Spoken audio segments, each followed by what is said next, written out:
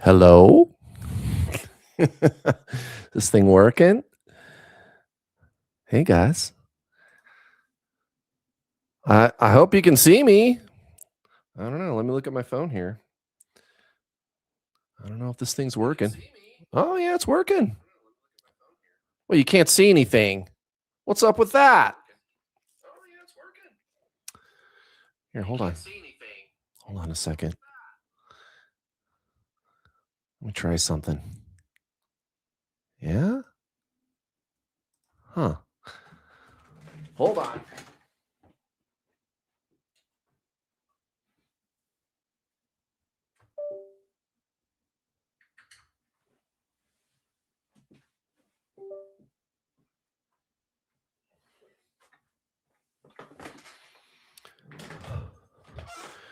Your browser has lost connection to the camera. No, it hasn't.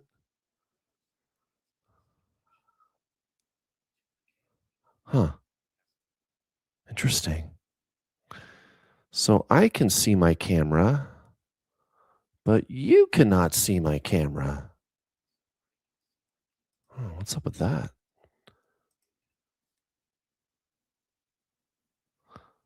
What happens if I do this? Hmm.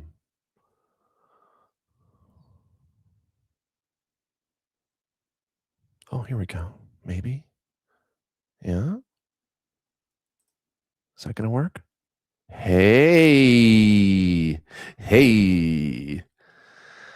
It's my first time using StreamYard. I'm on StreamYard, you guys. I don't have to use my phone anymore. And I even I got a hardwire connection. I got an Ethernet cable. The modem is all the way downstairs. So I had to get a 50-foot Ethernet cable. Let's see if I can read you guys. Oh, yeah. Oh, yeah. Now we got to do something about my background here. What do you guys think? See if we could do something.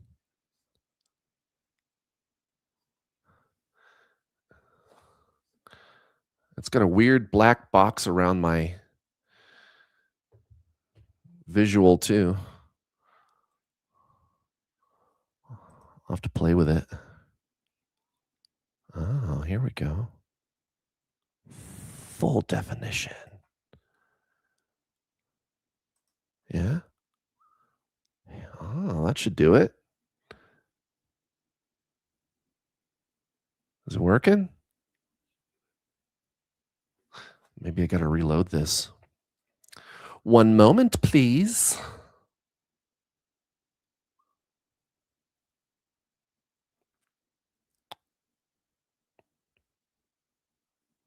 Nope. Maybe next time. I'd have to leave it like that. Oh, that's so weird.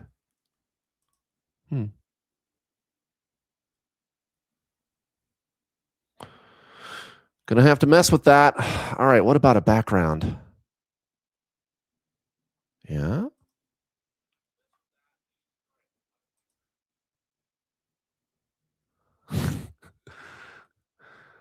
That's not it. That's cool though.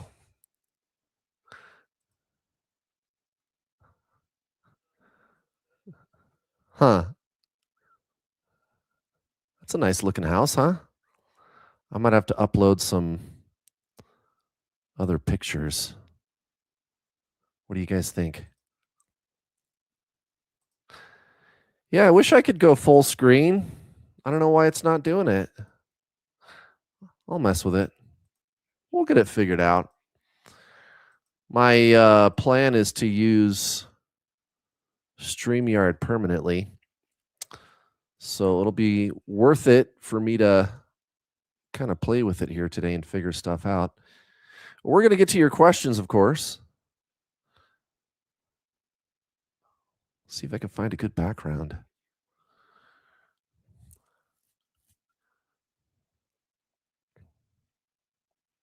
Oh, I like this one.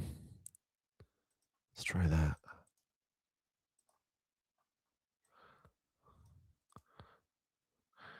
One of these days, you guys, I'm gonna.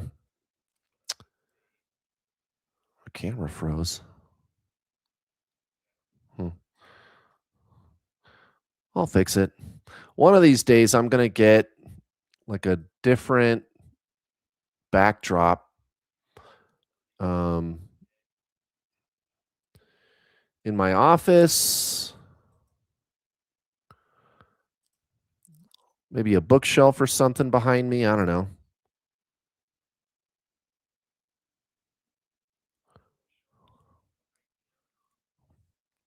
Well, that's weird. This camera doesn't want to work. It's frozen. Let me try something.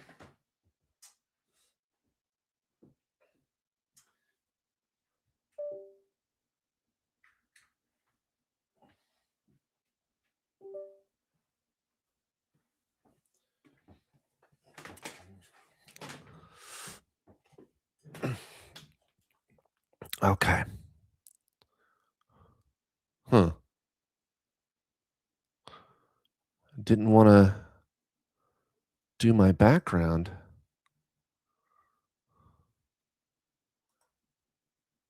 Yeah, do that one.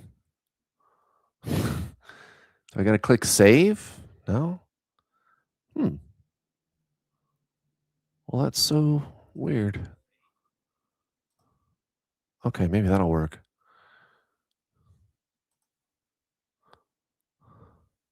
Hey, how about that? If I could just get it. What's this? Oh,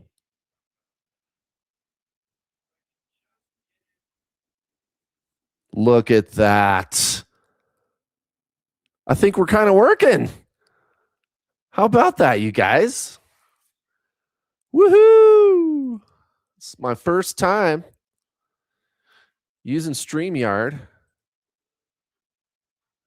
And yeah, we're rolling. How about them apples?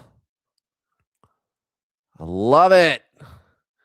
I don't love the ghostly thing around me, but I like the actual background in my office less because you can see like the wall over here. But one of these days, my plan is to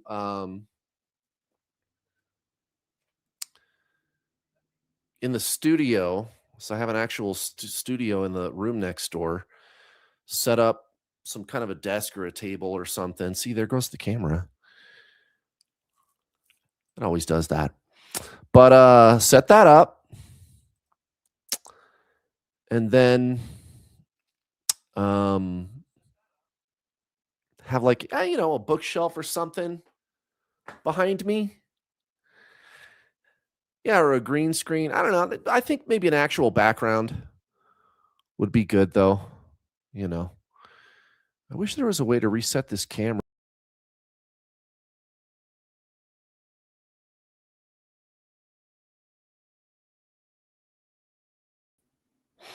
There it goes. Okay. Huh. Let me try reloading the page. Hopefully it doesn't uh shut off the stream. Here we go.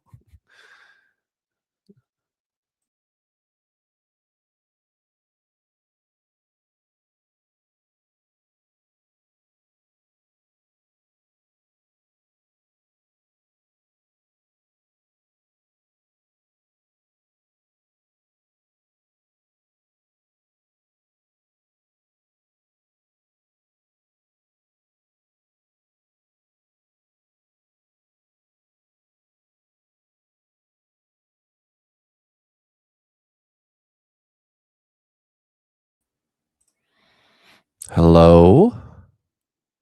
Huh. Well, I guess that doesn't do anything. It doesn't end the stream though. That's a good thing.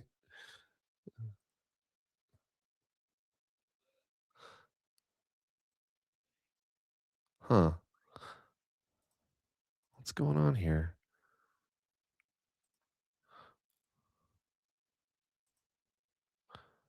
Hmm. Yeah? Why isn't that working? Well, now that's not working. Huh. Let me try again.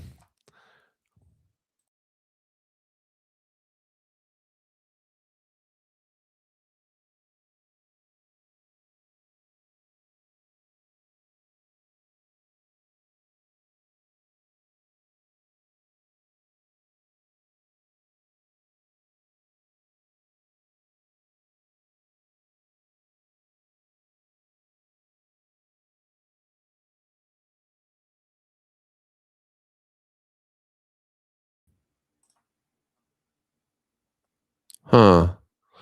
Well, that's lame. Uh-huh. Yeah. Hmm. Boy, this thing is kind of buggy, huh? Because it doesn't want to do my background now. Lame. You know what? Actually, I just thought of something. If I do the background, you guys won't be able to read any signage that I hold up if I hold up signage. So, scratch the background. Maybe what I need to do is get a better background for my office. Eventually, I'm going to move my operation into my studio, like I was saying. Well, let's try one more thing. I'm going to try this little comment tool. Hey, look at that. What will you say about current energy update about divine masculine? What I'm going to say about that is it's not a thing. I actually like that question. That's a good question to start with. So, you're looking around on the internet for information about your twin flame, and that's all fine and well. You're trying to figure out what to do. I was in that position too. I was in your shoes. I met my twin flame. I'm the so-called feminine twin. I was the chaser. And I helped a lot of people to be with their twin flame. A lot of people. Unbelievable. But that was kind of one of the first things I figured out, Rabia. So you're asking about the current energy update from Divine Masculine, right? Or about Divine Masculine. And that was one of the first things that I figured out, which was there's a lot of people that don't really know what they're talking about when it comes to twin flames. And I'm not trying to put anybody down. Everybody's just trying to figure it out, it's fine. But yeah, you're going to get a lot of that. You're going to get a lot of that weird kind of like new age mythology, and you don't need that stuff. There's one simple thing about your twin flame that you need to understand. You guys are the same soul, which means there's not two of you. So if you're asking for a current energy update about divine masculine, your starting point is the perception that you're separate from your divine masculine twin flame and you're not separate from them. There's only one of you. All of these like tarot readings and astrological updates and energy updates about the divine masculine, it's this subset of belief in the twin flame niche that um, there's some kind of like, you know, hierarchical set of rules or something that there's these overlords over the whole twin flame um, community, everybody who met their twin flame that dictates when unions are going to happen or divine timing or we need an energy update. I got to figure out if the timing is now. I'm waiting for some activation with my twin flame. That's where these kinds of questions are coming from. And I used to do tarot readings on my YouTube channel A lot of you know that, but the only reason I was ever doing that is to get traffic onto my YouTube channel, because I know you guys are watching those things. I used to sit around watching those things years ago, right? At the beginning. And in the tarot readings that I used to do on YouTube, I would tell people, stop watching tarot readings. I'm only doing this to be like the Pied Piper, right? But everybody else, they really think it works that way. Like there's this collective divine masculine energy and they all operate together and blah, blah, blah, blah, blah. Guys, you are your twin flame. There's no divine timing. There's no collective energy that you need to wait for or any of that stuff. You are your twin flame. This is very personal. There's no collective mechanism for all twin flames where we're all working together. It's just reincarnation. And I know that that's a thing. Some people are going to tell me that I'm wrong about that, but I'm not wrong. And I can prove that I'm not wrong. I'll show you. I think. How do I do this?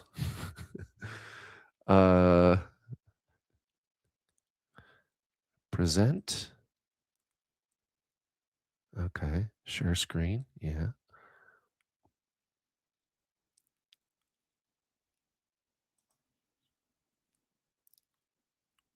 All right. Oh, hold on. I should do it in the same browser.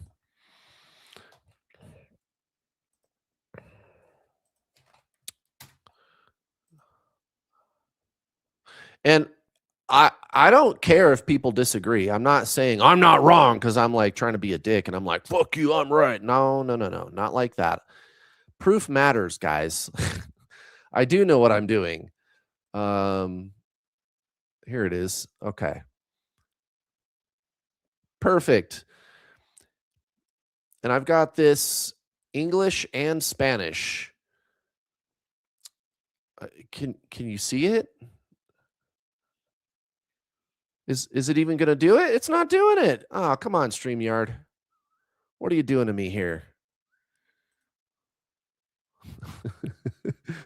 Well, that's lame. I'm like, I'm going to prove it. Look at this. And then it doesn't even work. What's up with this thing, man? Well, whatever. I'll figure it out.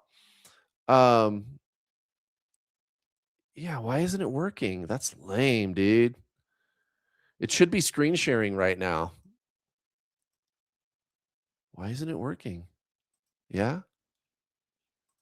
Is it doing it? It's not going to do it. I'm going to have to play with that later. Anyway, what I was trying to do was show you my Twin Flame Success Stories playlist.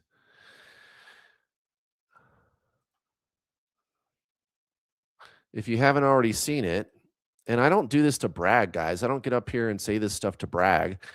It's just I've been doing this a long time. I've helped a lot of people. I've coached 8,000 people in my coaching programs. I got a whole playlist on my YouTube channel. It's called Twin Flame Success Stories. And there's got to be over 1,000 people, if you comb through all the videos and count them up, that I've helped to be with their twin. And there's even interviews that I've done with several of them. They're married to their twin flame. You guys, you can be with your twin flame anytime you want. You don't have to wait for an energy update or divine timing or any of that. Those are myths, guys. And like I said, this is one of the first things I ever figured out about twin flames, and I've helped a lot of people to do it. So, look at the evidence, look at the teachings. You are them. This is very personal. It just, never mind the people that I've helped for a second. Let's talk about the content of what I'm telling you as I'm addressing this question from Rabia, which is, you're a soul, your twin flame and you are the same soul. You, beyond the body and mind, are the soul. You're not your body and mind, and that's what all the masters are going to tell you. I'm sure we're going to talk about that today, inevitably. We always talk about that, right? They're going to tell you, yeah, you're not really your mind. You're not really your body. That's part of the illusion. And neither is your twin flame. They are you. There is no separation. You are the soul. They are the same soul as you. It's reincarnation. You are simultaneous incarnations of the same soul. Your twin flame technically is one of your past lives. And um, maybe your soul has to wait for divine timing, but this is, well, I don't want to say that. I take that back. Let me rephrase that. Maybe your mind, I misspoke. Maybe your mind thinks it needs to wait for divine timing. That's what I meant to say. But guys, the masters, who are you going to listen to? Some random new ager on the internet? Or Yogananda, Krishnamurti, Buddha, Ram Dass? I'm only telling you what the masters would tell you. You don't need to wait. You are a soul. You are your twin flame. You are the whole universe beyond the soul. No waiting required. When you remember who you really are beyond the limitations of body and mind, you realize there are no limitations. And there's a lot of erroneous information on the internet from well-meaning people, nice enough people, but they directly contradict the master's teachings. The masters are going to tell you that you are unlimited. There's no need to wait, guys. That's a myth. You can let all that stuff go. There's no energy updates or any of that that you need to worry about. You think you do, but that's part of the illusion, guys. And once again, who are you going to listen to? Some random new ager on YouTube, or are you going to listen to, I don't know, Jesus, one of the most widely misunderstood spiritual masters of all time? Jesus said, I and the Father are one. Jesus understood, I'm the whole universe. I'm all of it. I'm unlimited. I and the Father are one. And then you know what else he said? He said, these things and more shall you also do. I'm not any better than you are. Very poorly understood. Jesus, Paramahansa Yogananda, you're not separate from anything. He said that over and over again. Buddha, he said that over and over again. Krishnamurti. I could go on and on, guys. That's why these teachings work.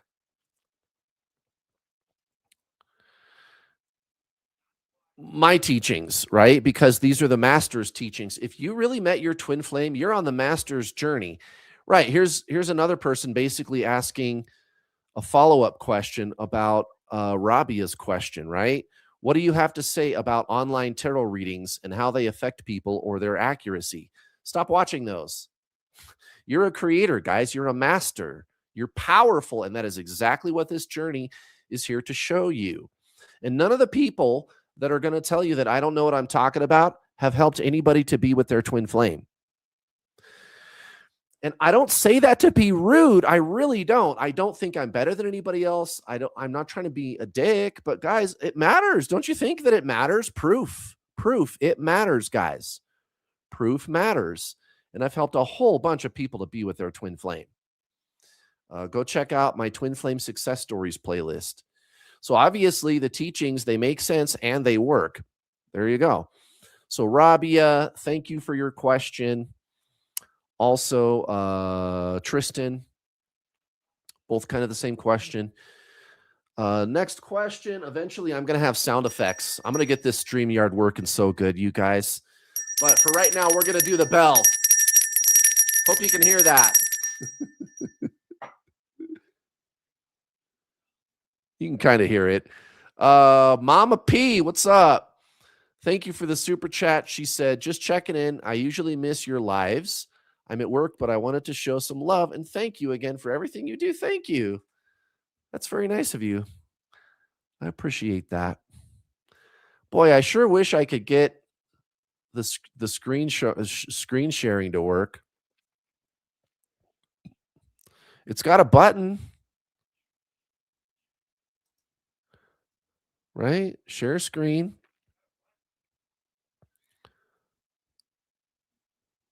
Huh. Maybe I need another monitor. Yeah. Right. Window. Chrome tab. Okay. Will it work if I do it like that? No.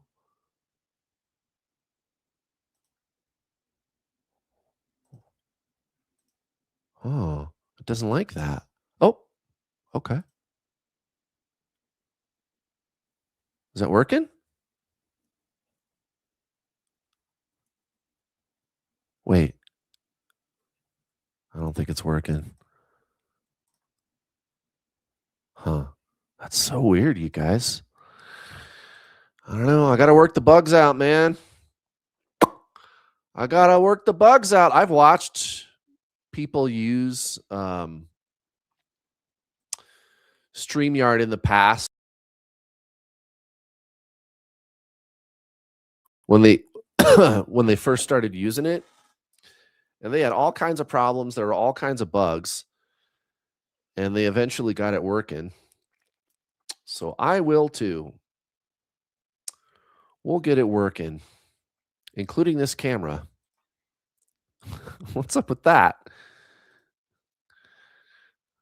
Bummer, dude.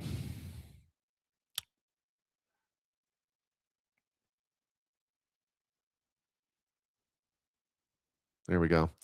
Maybe. God, do I got to get up and unplug it?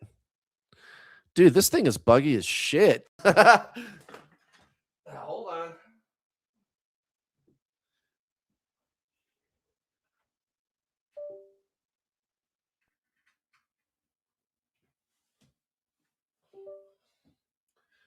Well,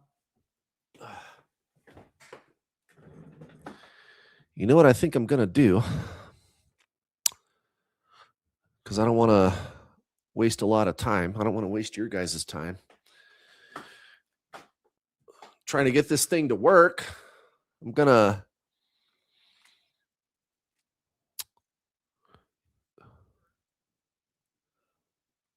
No, the screen share, it specifically is asking me, which tab do you want to share? And then it'll show like which tab I have open. So it's trying to share my screen. It's just not working. But whatever. I'll play with it later. I got another YouTube channel. I can go on there and mess with it. Let's just do your questions here.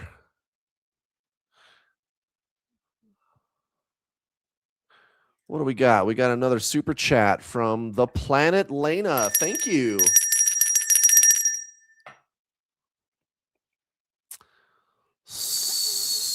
Sophia for Daphina's question. Very good. Daphina.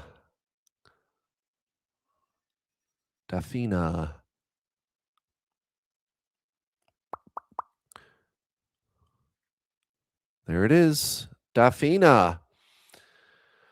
I've wanted to send you a gift for a long time, but Super Chat still isn't available in Kosovo. Oh, that's probably not it. I answer questions for free. In fact, the first one I did was a free one. But I get Super Chats a lot, and it takes forever to get them caught up. So sometimes I don't get to the freebies, but if you want to get my attention, super chats are a good way to do that. I don't have a regular corporate job, so this is it. Maybe that's all. Maybe Sophia, I guess that's exactly what you were trying to do. So thank you, Sophia, and thank you, Daphina.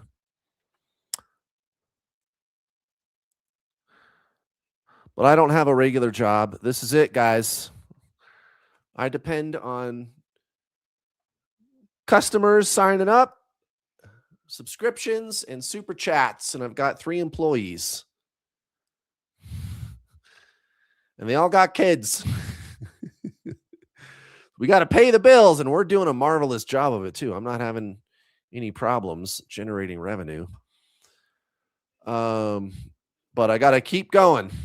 Well, thank you, everybody. The Planet Lena, thank you again. What's the right balance between not accepting breadcrumbs on one hand and not having an attachment to outcome with your twin flame on the other?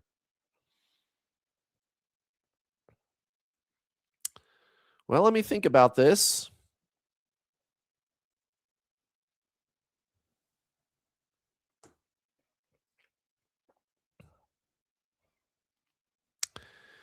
You know,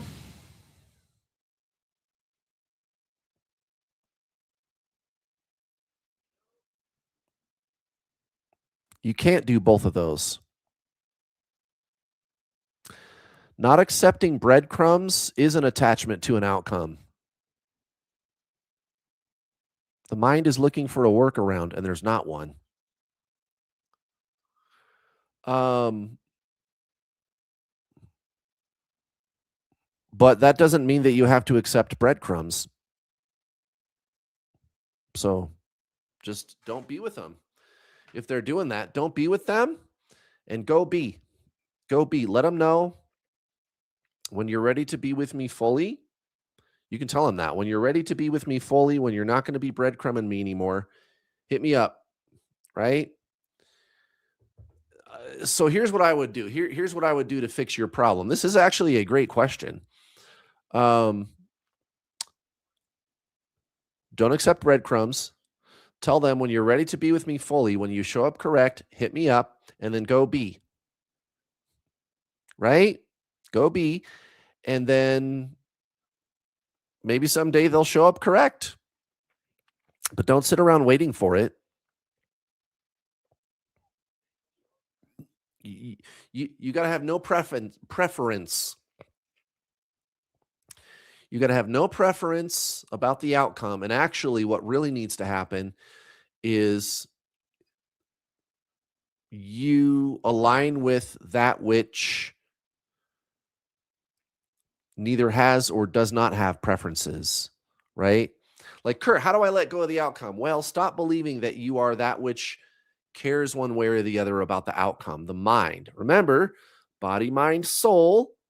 The mind is duality, thought and emotion, right? Yin and yang.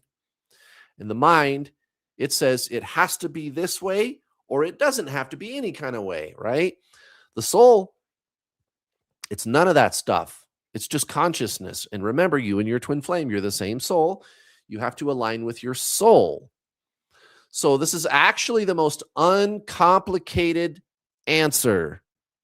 Just in case you're confused about what I'm saying here, what's really going on is this is the most uncomplicated answer. In other words, the mind is making it all complicated. The soul is just existing. And you don't need to do anything about anything the mind is doing, thoughts or emotions. You could think of actually, this is an analogy I use with my coaching students.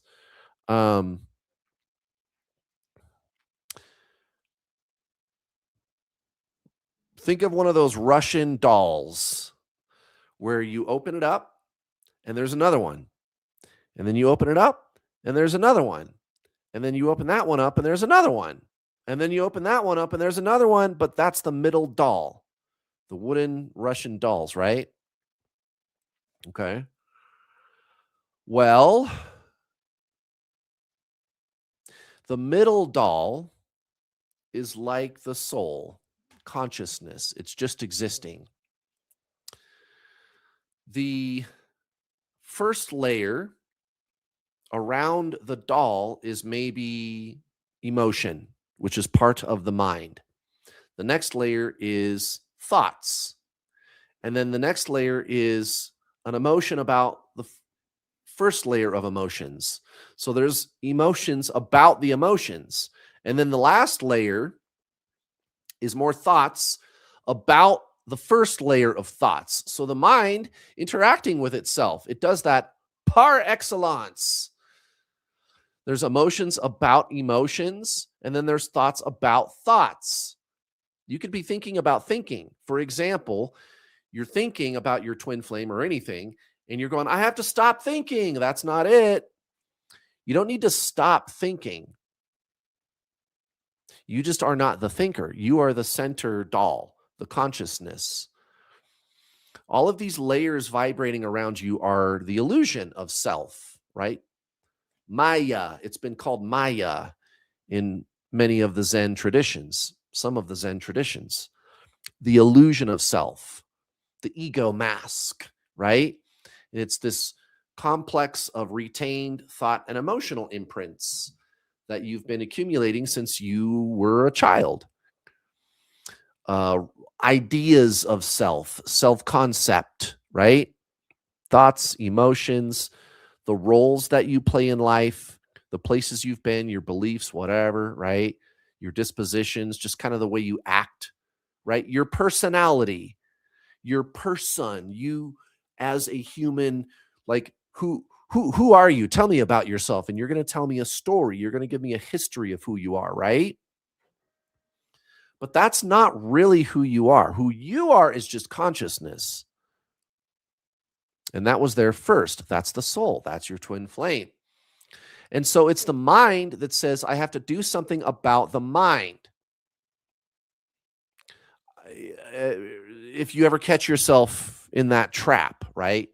The mind coming in through the back door, I have to make thinking stop. You don't need to make thinking stop. The thinker, the ego mask, right? In my case, my name is Kurt, right? Kurt. That's my name. So this identity called Kurt is thinking about, how am I going to stop thinking? Or how am I going to stop pushing my twin flame away? How am I going to get Zen? How am I going to get to the goal, right? Meanwhile, the soul is in there already existing, and it was there first. Day one, a newborn baby, brand new, newborn baby. The only thing going on inside the baby is consciousness. It's only aware. It's not thinking about who it is. That stuff came later. That builds up the separate self, the ego mask, the ego identity of self, right? But you are already in there. You are consciousness.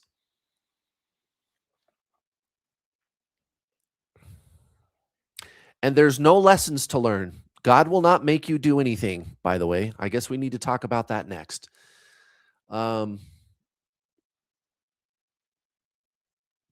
There's no healing, there's no tests. It doesn't matter if you're with your twin flame or not. You already are. The mind is what perceives that it needs to become. The soul just is. This is the master's journey. This is not my opinion. This is what the masters are going to tell you. They're going to tell you there's no tests. God doesn't need you to prove itself to you, to it. You are God. You really are. You're all of it. This is the master's journey.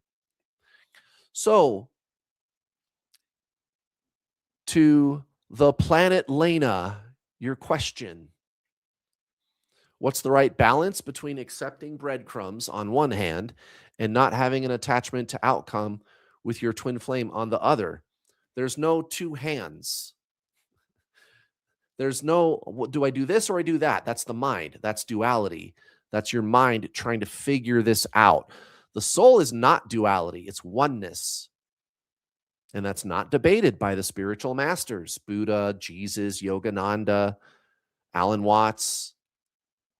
The soul is only consciousness. It's just existing. It's not trying to accomplish or become anything. It already is. It's an eternal divine essence. And it's aware of the thinking.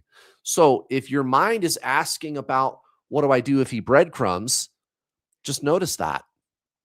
Now, again, whatever you're doing outside,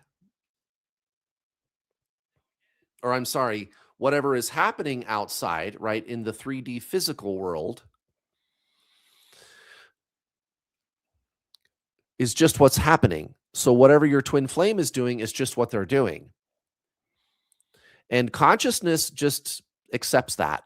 It doesn't think about it. It doesn't judge it. It doesn't try to figure out what to do about it or whatever, right? It just observes. It just is. Sounds very bypassy. Well, use your mouth. Tell your twin flame no. Tell your twin flame, I'm not interested.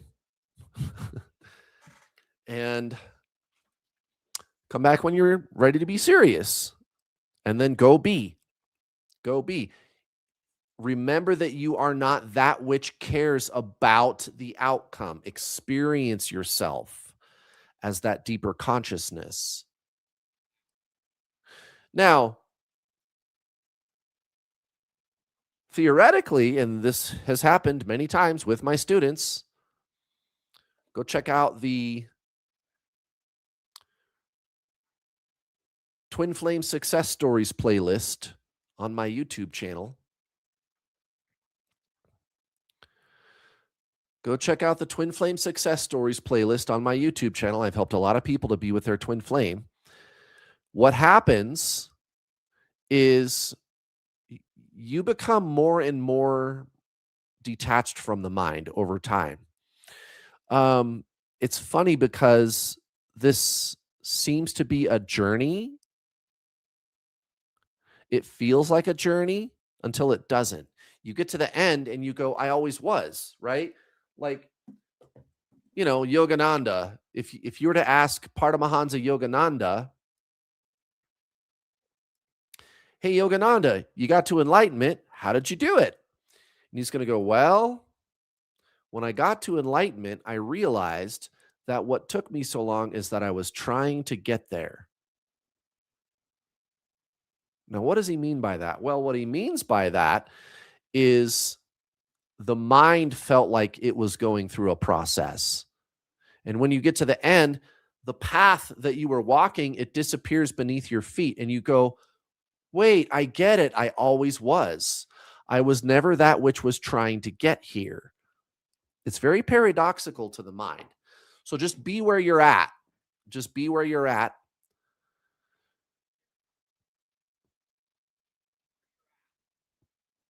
Tell your twin flame no. I'm not accepting breadcrumbs. And then just go be. Over time, you will become more peaceful. You'll feel more zen. You'll be less concerned with outcomes with your twin flame. You will just naturally and organic end up that way. You'll just do it. This is a natural and organic process. So just go be. Your twin flame, they'll just drift back in naturally and organically. Again, go watch interviews on my Twin Flame Success Stories playlist. There's one woman on there. She's a blonde woman. She's wearing a red shirt. You can't miss her. Blonde woman with a red shirt. And she'll tell you the less I did about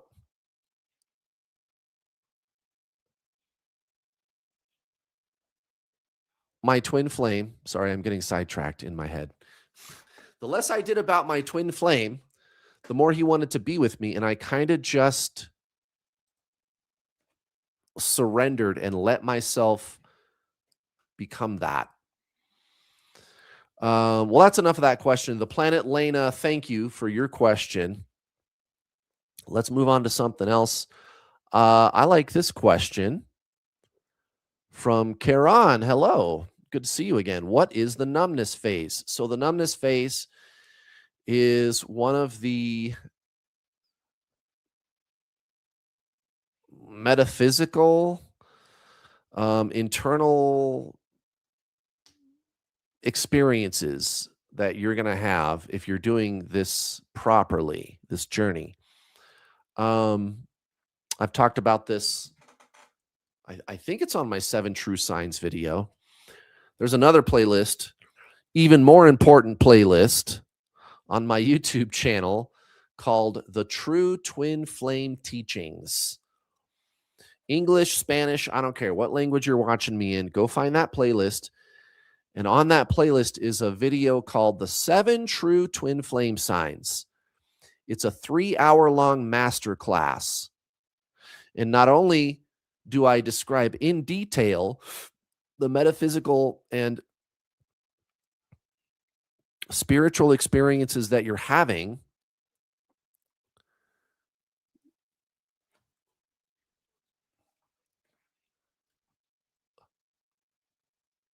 you'll understand why these are the correct teachings. I'm sorry, there's somebody in my chat perpetuating a lot of mythology, and I think they mean well, but I might have to address this person next. So I'm getting so sidetracked by this person. I can tell they want to help, but yeah, we're gonna have to do a little ditty on that. Anyway, Karan, back to your question. I'm pretty sure I talk about that in that video, the numbness phase.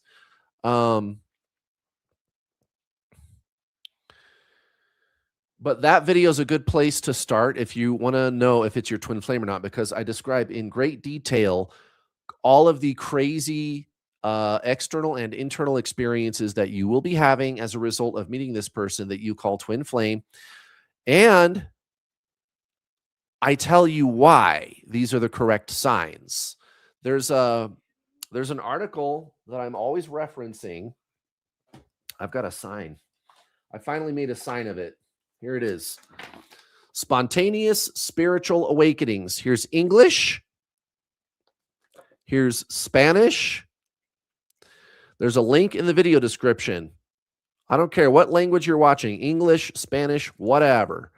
There's a link in the video description that'll take you to this article. This is peer-reviewed, third-party scientific literature. It appears in a prestigious psychology journal called Frontiers in Psychology. These are not spiritual people, and they're talking about anybody that has a spontaneous spiritual awakening.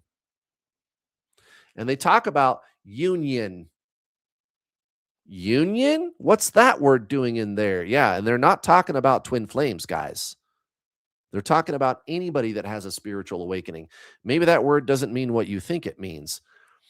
Spontaneous Kundalini awakenings, right? Or psychic intuition, all of those things will happen to you as a result of meeting your twin flame. It happened to me. It happens to all of my students that I've helped to be with their twin flame. Look, they're using the word union. Can you see that? It's not focusing. That's okay. Just go click the link in the video description. Go read this article, guys, or read some of it. Just read the first couple of paragraphs. So what I'm telling you is even the science world knows about this phenomenon called a spontaneous spiritual awakening, and they have measured it and quantified it and written peer-reviewed scientific literature. It's now part of the public record. Yes, this is real, and we can describe it in detail. That said, these are the real signs. Here's how you can really tell if you met another incarnation of your soul, twin flame, right? So go check that video out. The 7 true twin flame signs. You met your twin flame. It's on my playlist called The True Twin Flame Teachings, and it's free, guys. It's a long video. It's long for a reason. It'll be the last time you ever need to watch anybody's signs video because I go into such great detail to describe every little thing that could happen to you. You're not going to, like, for example, Kundalini, if you really had Kundalini, I describe it so perfectly, right? Or intuition, exactly what that is. That's why it's so long. And it's free.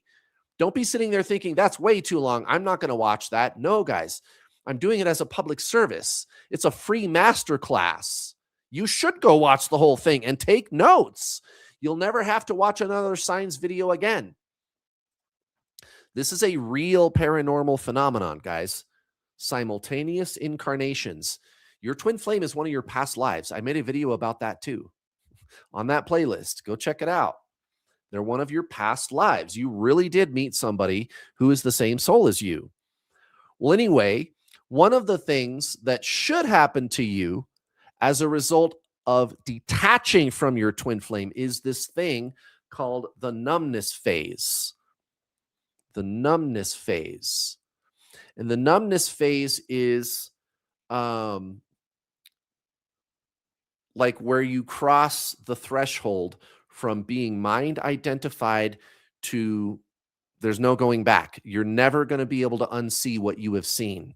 You'll always know that you're actually consciousness and that you are not your mind, right? And it's this weird, the numbness phase, it's this weird experience where you feel like you're not part of this physical world anymore. I remember when it happened to me. I used to work in downtown Denver, in like a tall skyscraper. I worked on the 30th floor, and I took the light rail train into town every morning, Monday through Friday. It's like a 40-minute train ride. I get there, I get off the train, and there's guys with jackhammers at 7 o'clock in the fucking morning. Son of a bitch. So fucking loud, right? Because you know how any noise, it'll like echo off all the skyscrapers, off all the buildings, and it makes it like 50 times louder. And it's a jackhammer at 7 in the morning.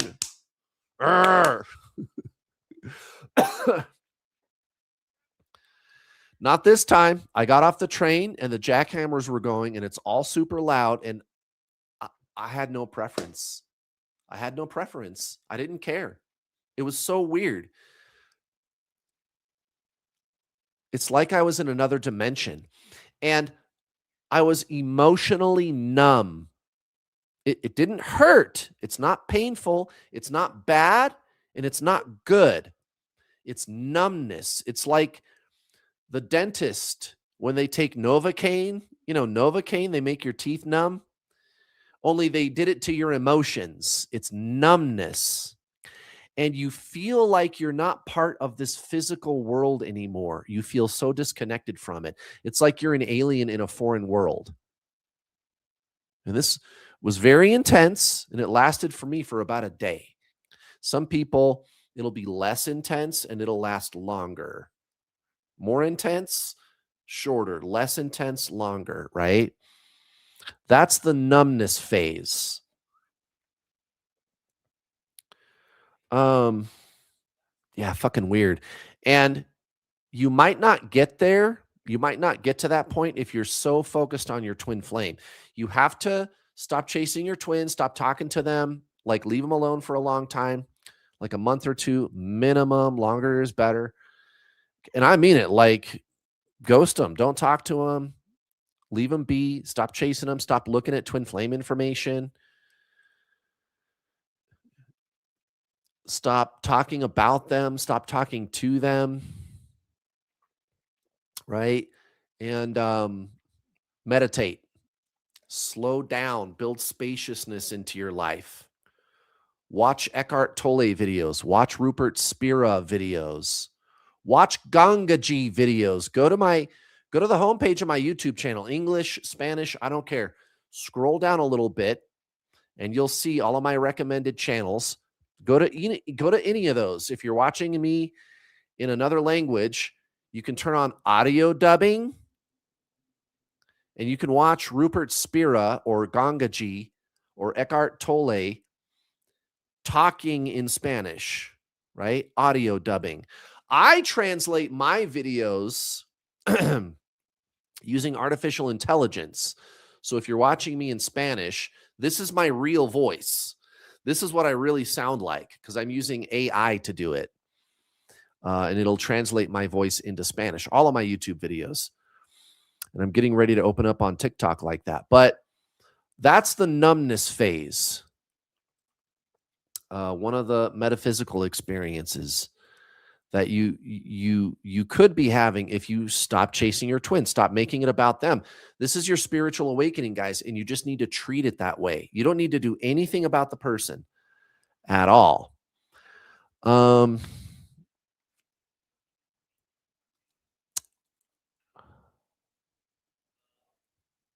me a second. I just wanted to say this. You don't need to work on yourselves. You don't need to do that. You don't need to do healing. Let's talk about this. I know I got a couple super chats, and we'll get to those next. But But first, I want to talk about the healing myth with your twin flame. Healing is good to do. I've done it, and there's a right way and a wrong way to do it. And actually, if you start with that you are a soul first, healing actually works. Healing actually happens. But healing will not make you more of a soul. Experiencing yourself as this deeper divine essence of consciousness and realizing that you already are a soul is how to do soul stuff, right? I need to become the soul. Well, you don't need to become the soul, but you can unbecome the mind. So, healing is good, healing is awesome, but it doesn't make your twin flame come back. And there's not one person in the whole world who's ever done a bunch of healing and got their twin flame to come back. Not even one. I've had the Twin Flame Healing Challenge available for 8 years. I'll give you $1,000 if you can show me one person who did healing and their twin flame came back. And if they say yes, if they say I did healing and my twin flame came back, they're going to get a twin flame test. And again, the twin flame test is based on this. It's not based on my opinion. A spontaneous spiritual awakening is a well understood phenomenon. And it's so well understood that now there is third-party scientific literature published in prestigious psychology journals. Again, the link for this article is in the video description of every one of my long-form YouTube videos. This is a prestigious psychology journal, Frontiers in Psychology, explaining and describing the event of a spontaneous spiritual awakening. These are psychologists and college professors. Okay, this is peer-reviewed, third-party scientific literature. This is not my opinion. Kurt, what gives you the right to say that you know how to tell if somebody really met their twin flame? I can use third-party scientific literature. Okay, a spiritual awakening, what that is not debated by the scientific community. And it's not even debated by spiritual masters. It's debated by New Agers and nice people. I call them the helpful handymen, right? There's a lot of nice people on the internet. I don't say this to be mean or rude or to put anybody down, guys, but the truth is the truth. Some people get offended because I bust myths a lot and I don't insult people. I just tell the truth. I just tell it like it is. I just give facts and figures, and I use peer-reviewed science to prove what I'm saying. I can show you this isn't my opinion. This is the way it is. And the reason people get offended is because, well, to the language of emotionalism, empiricism sounds like hate. Why? Because whoever it is that's offended, maybe they're not really a twin flame. Maybe they didn't really meet their twin flame. They get offended because they believe they are their mind. So it's all ego, right? And when you attack, not even attack, just address their ideas and you point out the flaws with their ideas, it feels like you're attacking them. They feel like their very existence is under attack because they're invested in this identity. They have all these beliefs. That's why religious people get so butthurt. Not all of them, but a lot of them. That's why they get so mad when you poke holes in all the silly things that they say. But that's the healing myth, guys. And again, the people that would say that how I describe the way to tell if you met your twin flame is just my opinion. They're just ignoring science. They don't care about science. Guys, this matters. These were tested in laboratory settings. This is double-blind, peer-reviewed, third-party scientific research. This isn't my opinion. We can describe what a spiritual awakening looks like. So that's how you tell if somebody met their twin flame. You could give them the twin flame test. I could give it to them. You could start asking them questions to find out if they had this experience or not. So anybody who says, I did some healing or I balanced my inner feminine and masculine and I got my twin flame to come back, I'm going to start asking them some questions. I don't give a shit about $1,000. I've got $1,000. But you're not going to get it unless you can prove you had a spontaneous spiritual awakening. And I'm not sorry. I'm not sorry, guys. I have $1,000. That's really not that much money to me. I teach law of attraction too, by the way. What kind of a law of attraction teacher would I be if I didn't have $1,000? You know? I know they're trying to destroy the economy and everything like that. Well, anyway, nobody who actually met another incarnation of their soul, twin flame, has done healing or balancing their inner feminine and masculine and got their twin flame to stay with them permanently. Not one person. Zero. It's still zero. And when I bust this myth, it really pisses people off. Well, who does it piss off? People that didn't meet their twin flame.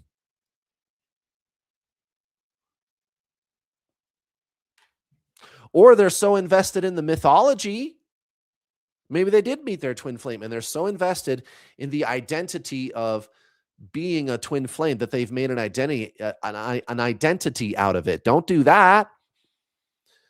You're making the original problem worse. The whole idea behind a spontaneous spiritual awakening is to unbecome the mind. So this book here is called The Power of Now.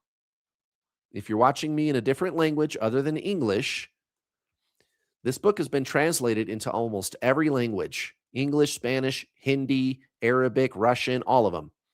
It's called The Power of Now. And Eckhart Tolle, the author, is essentially the modern day Buddha. These are the master's teachings: Buddha, Paramahansa Yogananda, Krishnamurti, again, Jesus.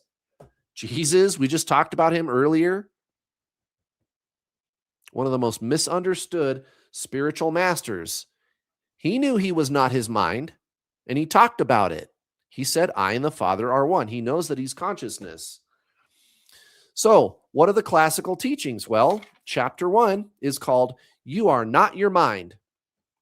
You are not your mind. That's the first thing we need to talk about. The second thing we need to talk about is who you really are. If you're not your mind, then what are you? Consciousness. And consciousness is the way out of pain. If you really met your twin flame, this is your path towards full-blown Buddha-level enlightenment, which is the complete end of suffering. That's what this is. And you experience yourself as consciousness. You don't think your way there. All the masters, they're going to tell you healing is good and everything, but it's not going to make you more of a soul. So anybody that wants to debate me on that, no problem, bring it. But the people that you are really debating are going to be the great spiritual masters who I have just named. So go to Buddha or Yogananda or Alan Watts or Ram Dass or Eckhart Tolle or Ramana Maharshi or Adashante or any of them and tell them that you can do healing and become consciousness. And they're going to say, nope. They're going to tell you that you're wrong. You don't heal your way into the soul, guys. You can't change around the thoughts and feelings in your mind and feel different emotions and become a soul. You're a soul first. You got to unbecome the mind. And when you do, you're going to realize that you were never unbecoming anything. Right? Again, what did the masters say? Hey, man, you ask him, hey, Krishnamurti, you got to enlightenment. How did you do it? And he's going to go, when I got here, I realized I always was. It was the mind that was trying to become. It was the mind that was trying to get here. And yeah, during this process, after meeting your twin flame, it is a process. It feels like you're becoming something. But when you get there, you're going to go, wait, I wasn't becoming anything. How strange. That's why, again, day one, newborn baby, day one, the only thing inside the baby is consciousness, only awareness. It's not thinking about who it is. It has no self concept. It's a soul that just incarnated. That's it, guys. There's no, how do I shut this off? There's no, um, there's no healing needed. There's no thought or emotion that you could ever have that's going to make you more into consciousness. It's not going to happen. It's not going to happen. All you need to do is experience yourself as that deeper divine essence. That's why meditation is so important. For example, you guys, you got to get plugged into the master's teachings. If you want your twin flame back, this is the best beginner's book, The Power of Now by Eckhart Tolle, available in every language. So forget the healing, forget the balancing stuff. That's all made up, guys. Not one person that's ever done that stuff has ever gotten their twin flame to be with them, or they're not a twin flame. It's got to be one or the other. And if you can prove me wrong, I'll give you $1,000. But I have to say, you're going to be a little late to the party if you try. I've already coached 8,000 people in my twin flame program, guys. Again, go check out the Twin Flame Success Stories playlist on my YouTube channel, English, Spanish, whatever. I got them all uploaded there. I've helped a lot of people to be with their twin, guys. And you should too. You should too. Let's go to the next question. M77777, thank you for the super chat. They said, if my twin flame's parents saw me, would they recognize me? Probably not. Probably not. And I know why you're asking. It's because twin flames, they look the same. This is actually one of the signs that I address in my 7 true signs video that I talked about. If you're just catching a clip of this conversation, it's on my True Twin Flame Teachings playlist. On this YouTube channel, there's a video called The 7 True Twin Flame Signs. It's long. Watch the whole thing. It's free, guys. It's not long because I'm just up there wasting time. You should watch the whole thing from beginning to end. It's a master class, how to really tell if you met your twin flame. And I tell you how you can tell these are the true signs, like becoming psychic, out-of-body experiences, kundalini, heart chakra opening, non-dual merging with God, and the eyes. I tell you how you can tell using third-party, peer-reviewed scientific literature. Go check it out. It'll be the last time you ever have to watch any signs videos. Well, anyway, one of the signs is the eyes. And sometimes it's the whole freaking face. And it's almost 100% of the time, this is going to be the case.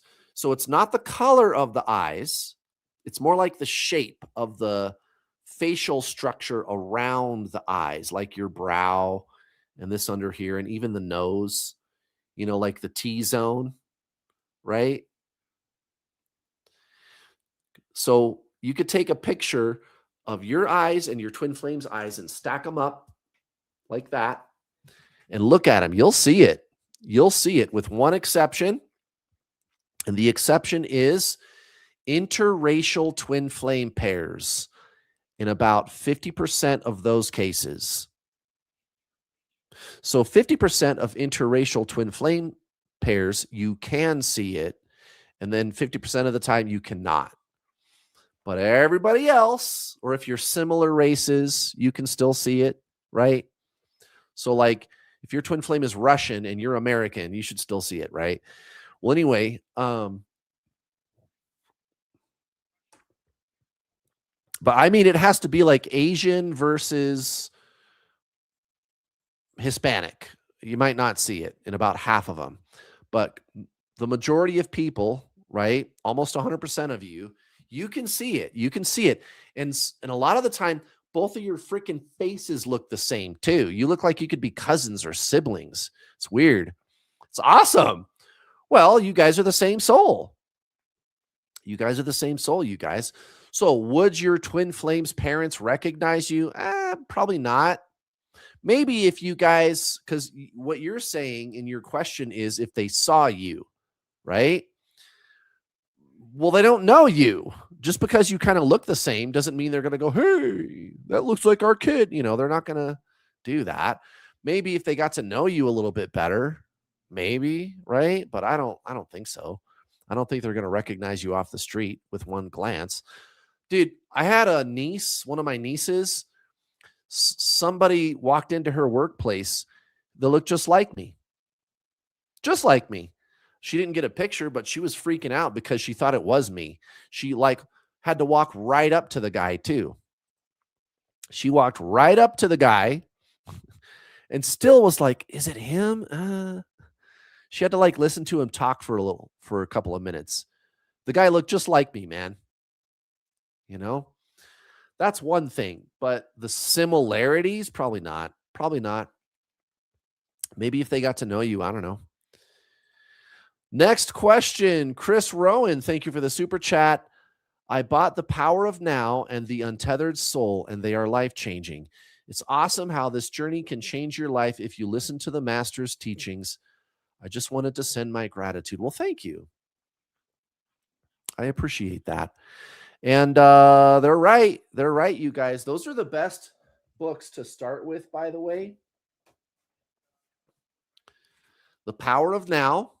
We just talked about that. And then The Untethered Soul. The Untethered Soul by Michael Singer. This gosh darn camera, it just likes to freeze up like that, doesn't it? I don't get it.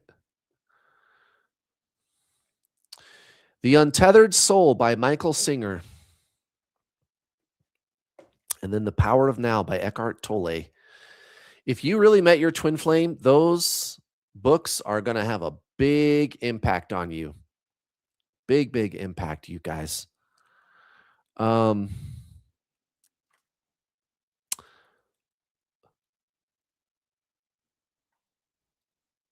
Yeah, here's a couple of people in the chat stream talking about, yep. My twin flame looks like I'm my brother and I look like his sister. And this other person's going, yep, we look the same. Our eyes are the same. It's weird. It's cool. It's awesome. All right. Let's look for another question here.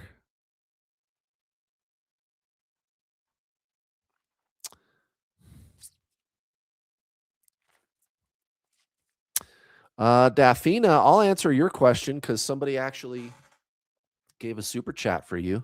So let's do Daphina.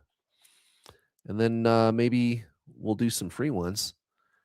If you guys want to make a super chat, that's fine too. Daphina, what does it mean that yesterday I saw my divine masculine twin flame for the first time in 3 months after I had let him go and spent the last 3 months in peace and a sense of oneness? It means he's your twin flame. This is actually one of the first big breakthroughs that I had about twin flames 8 years ago. So I was looking on the internet trying to figure out what to do. And fortunately, you could still get halfway decent information back then because some of those older, like 1990s websites, Internet 1.0, right? Older websites, WordPress or something like that, they were still around. And you could still see some of the original twin flame teachings, which is the way I teach twin flames. And then, they would all be covered up with new age gobbledygook, but they were still kind of in there. You could dig them out. I could see it. I could see it in there, some of the original teachings. Well, anyway, there were some people talking on an internet blog about why is it that the law of attraction doesn't work on your twin flame?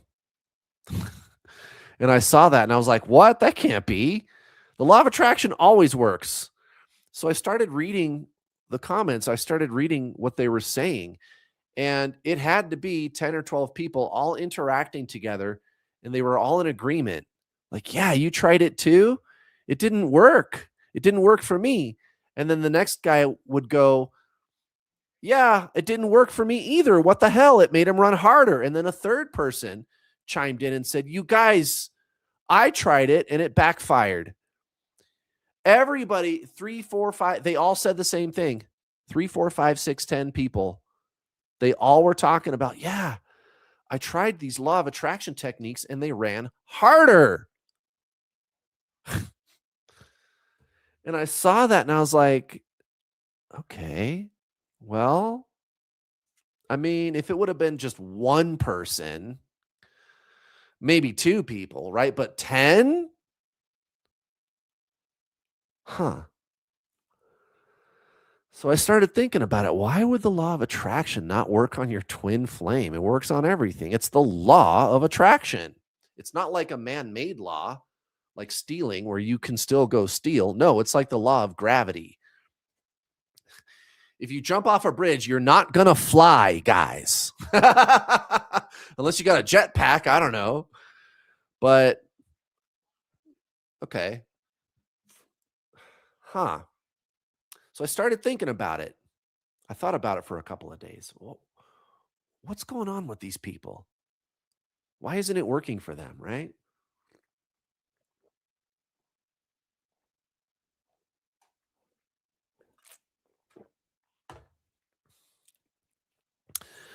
So I'm thinking and I'm thinking about it.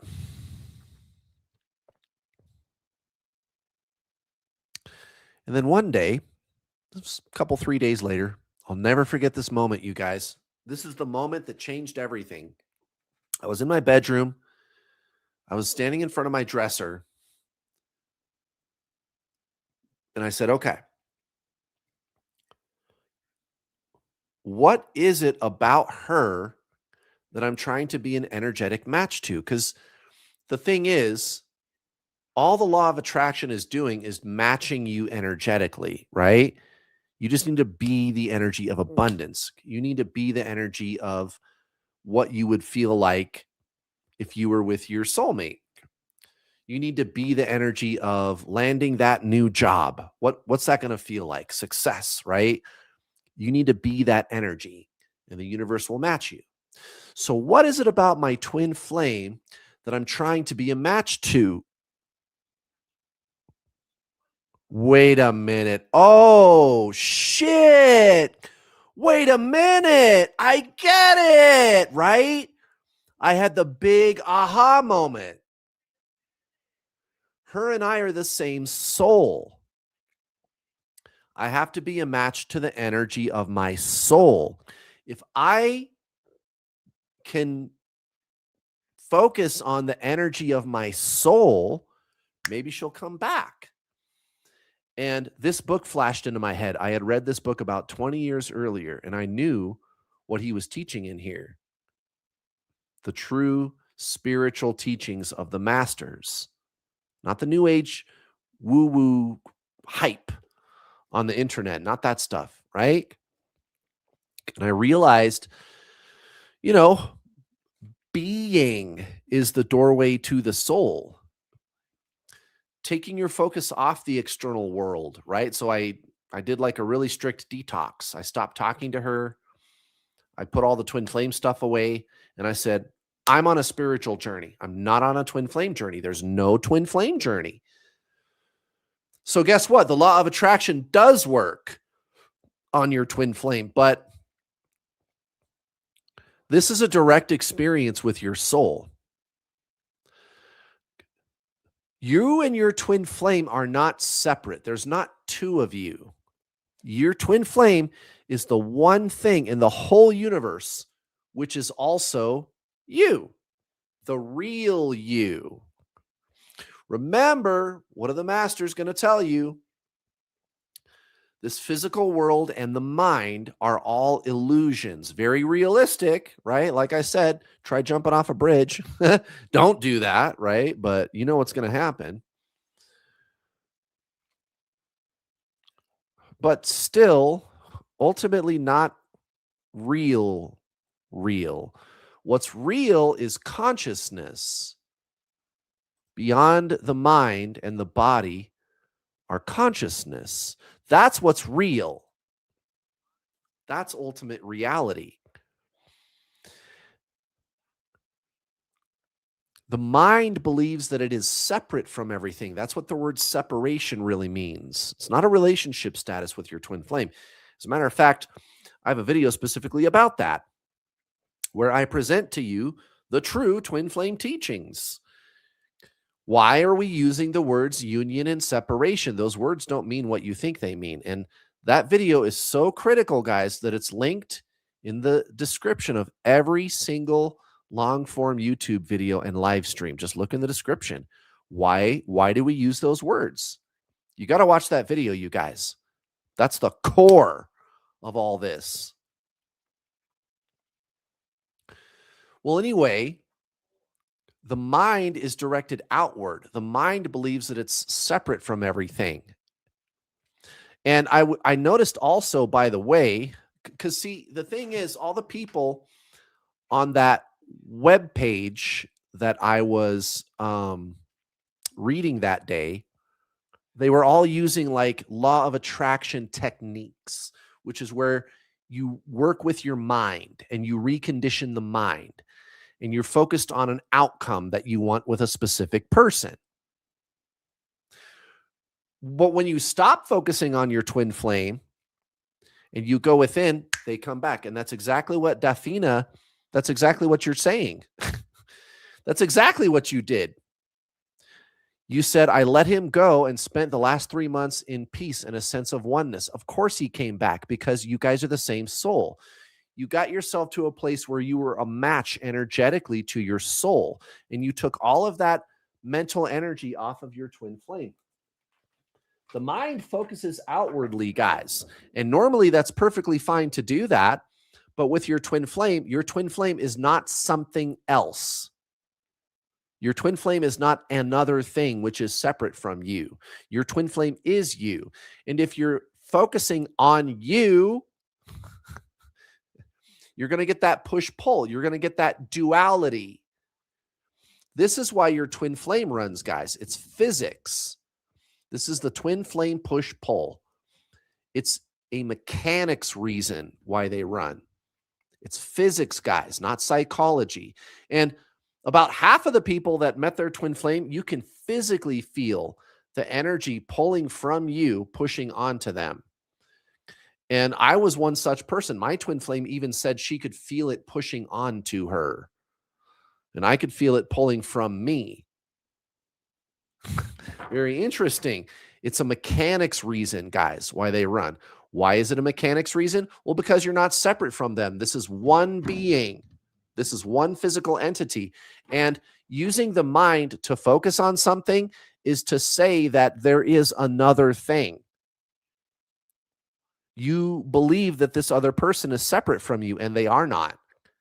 You are one being with your twin flame. That's where that push-pull comes from. This is not soulmates. This isn't a new job, and this isn't a big pile of money. This is you. This is you. Literally, this is you. So you just have to be the energy of self, the soul, which is consciousness, living in peace and a sense of oneness, which is what Dafina, that's exactly what you did.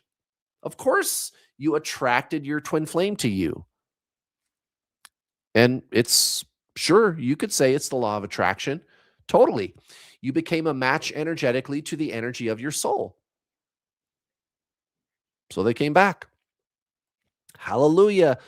Zoktella, thank you for the super chat. Hey, Kurt, can the twin flame phenomenon bridge the gap between Einstein's determinism and the infinite probabilities of quantum mechanics? Thank you.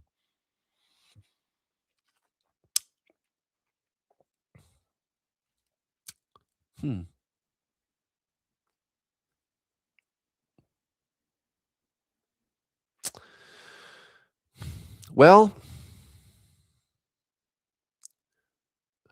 was determinism Einstein's idea? Yeah, maybe it was. Or maybe it was based on his theories, but, um, I don't know. It's a unidirectional microphone, somebody's asking. Um, Determinism is saying that there's no free will. Um, Quantum mechanics seems random, which implies that there is free will. Um, I don't know. I mean, maybe the twin flame phenomenon could do that. See, the scientific world is looking for I love this question, by the way. I love physics. And this is actually maybe the twin flame phenomenon could do that because we're all kind of talking about the same thing, spirituality and science. They're talking about the same things. They just have different words for them. Duality, yin and yang, relativity, plus minus, here, there, past, future, right? That's the mind and the physical world. Spiritualism, science, and then you have the one or the source in spiritualism. And then in science, you have a singularity. And in both spiritualism and science, this is where the whole universe came from. And the universe works like this: duality, relativity, right? So, and by the way, if you're watching me in Spanish, there is or any other language, who knows, maybe someday this video will be in another language, but in Spanish anyway, right now, there's a Google Drive link in the video description. You can go download this in Spanish. But in spiritualism, there's duality, which is represented by the yin yang symbol, is talking about how the universe functions or the mind. And in the discipline of science, relativity, well, it's the same thing. Everything is on a sliding scale of extremes, plus minus, here, there, big, small, right? Relativity.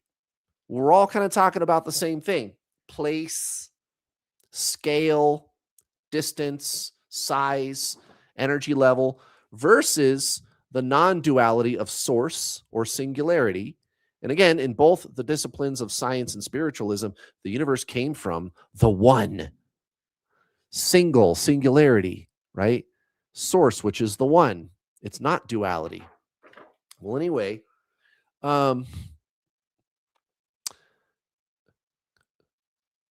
determinism is a way to try to explain a lot of the weird shit that happens in quantum mechanics, like the double slit experiment.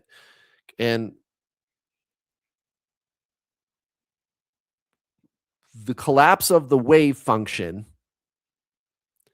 in the double slit experiment appears to show like a pre-planned set of actions carried out by each particle. So each particle knows where it's going to end up on the screen ahead of time before it appears out of the electron gun. And how can that be? How can a particle know where it's going to go first? Well, somebody came up with the idea of information realism. There's a theory called information realism, and even the most ardent materialist scientists, who are generally atheist, and I don't have any problem with that. It's just they're like that. And material science is totally valid, of course, absolutely.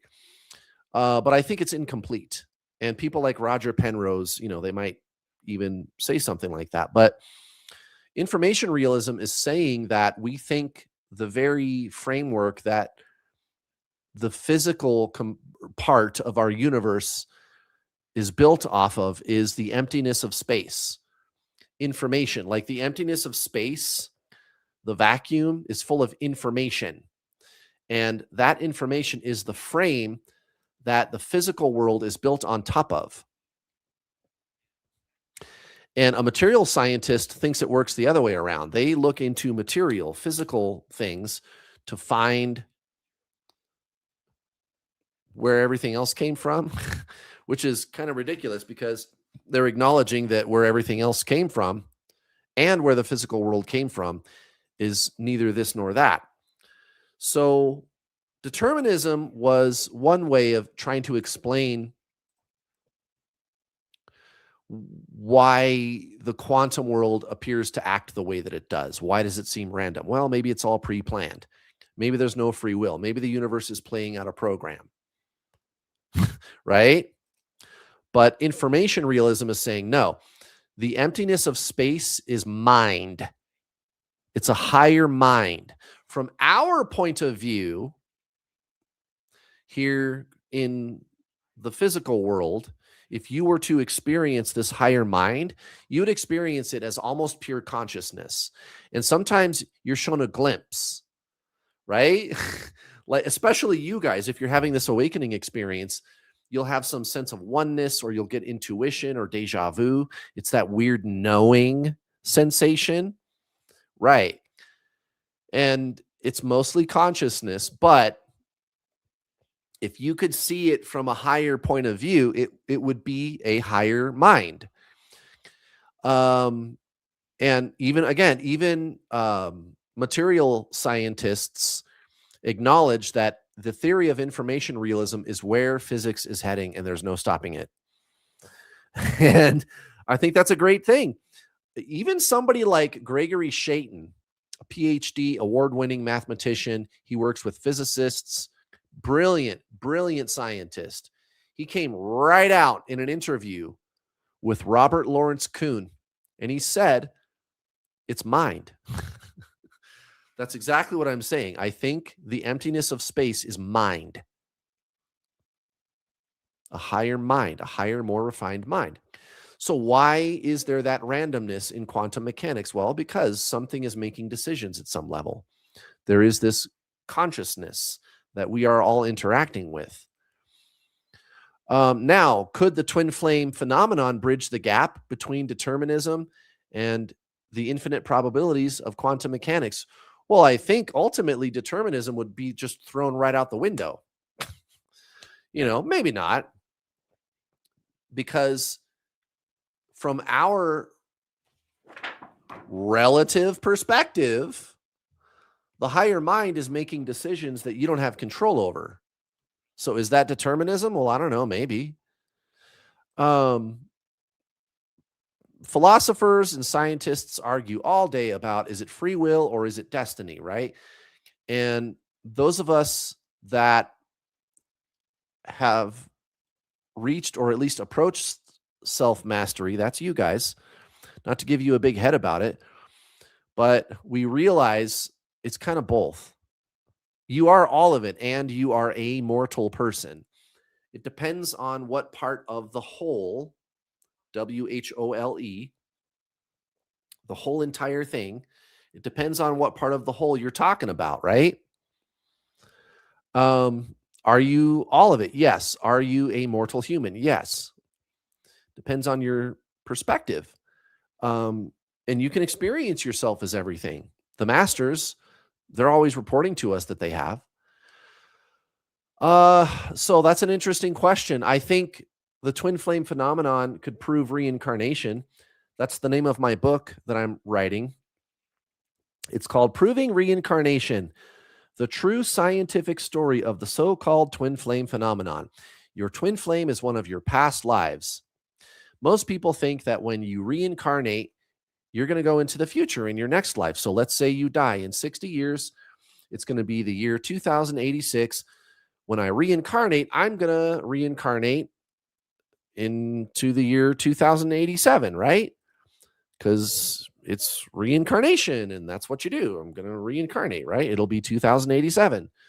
Well, yeah, you could do it that way, but you don't have to, and you usually don't. You can go back in time, guys. This is what I figured out about twin flames. You guys really are the same soul. When you do the thing that we call die, this says present day. This here says present day, and this says future. These are all birth years. The year 1770, the year 1880. That's a life that you lived or will live in a past time. Same here. 1880, 1770. This is present day. That's you and your twin flame. That's a future time, but it could be a past life. Here's why. When you do the thing that we call die, you go up to this higher plane. What does even conventional science tell us about time? Well, it says time is relative. There appears to be time down here in the physical realm, but on these higher planes, there is no time. That is true, and they've proven it. They've proven that there's no time from up there. That's one of the reasons you can have the collapse of the wave function, by the way. So when you do the thing that we call die, you go to a higher plane. That's not debated by even religious people, right? Let alone spiritual people. Well, there's no time up there, guys. You can go back into the past in your next life and reincarnate there. You could go back to the 1950s or the 1960s or the 1980s and reincarnate there. And you've done that lots of times. There could be 30 of you walking around out here and you met one of them. Really? Yes, really. And that also explains why your twin flame runs. And we can talk about that maybe later. But if you want to go watch a video I made about that, just go to my YouTube channel, find the playlist called Twin Flame Science, and watch the first video. It's called What Are Twin Flames? It'll be the last time you watch a video about that topic, where I explain why your twin flame runs. It's because you have more energy, right? It's physics. And you have more energy because you're older. You've lived more lives than them, right? Well, anyway, that's what I think the twin flame could prove scientifically. Maybe, and here's because Zactella, I've thought about your question before. What if there's other things that you could do with a pair of twin flames? Like you could take a couple of I've got a lot of them, students that are married to their twin flame, right? I've helped thousands of people to be together with their twin flame, thousands. Well, what if you took those two and put them in a room and did some kind of scientific study? I don't know. Scientists are getting so clever. They're so brilliant at designing experiments to study consciousness. Paranormal researchers like Julia Mossbridge, they do stuff like that all the time. The University of Virginia, the Monroe Institute. I mean, heck, these people that I'm always showing you guys, this article about spontaneous spiritual awakenings, again, link in the description if you want to go read it, English or Spanish. Go check it out. Link in the description. These are psychologists and college professors, and they're getting money to do research into stuff like this, guys. Most people, they don't tell you this on TV. TV, social media, they want you to be asleep. But the fact is, there's real science getting lots of money, millions of dollars. They're getting funding to do research into stuff like this. So, Zactella, I don't know. Maybe it's possible that a paranormal researcher, if they found out what this really is, if they learned what I'm doing over here, and they're gonna, as soon as I publish my book, I'm gonna start talking to them, guys. I've already collected all this data. I've done twin flame tests on people, and you get the same consistent answers every time. It's the same thing every time. You could test this out using the scientific method. You absolutely can. This is a real phenomenon. It's just reincarnation, guys. So what I could go to one of these researchers and go, hey, guys, what could you do if you had two people in the same room who you knew were the same soul? Could you do some kind of research on that? Hell yeah. And they could think of questions that I could never have thought of, or think of ways to test, experiment that I would have never thought of. I understand science enough to know that there's a lot I don't know about it, meaning like how to design an experiment, how to investigate consciousness, right? I know that there are ways to do that. There's a study that they did at the Monroe Institute, or no. Well, that's one of the places they did it. They actually duplicated it thousands of times all over the world. Um, where I should put it in the chat stream for you guys. Um,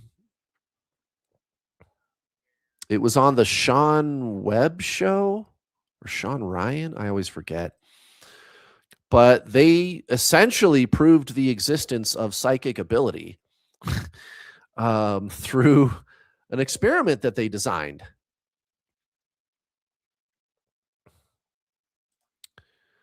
Let's see if I can find it.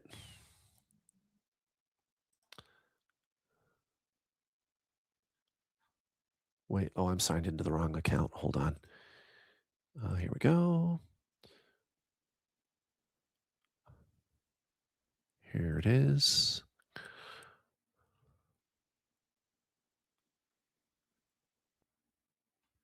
Maybe. Is it in here?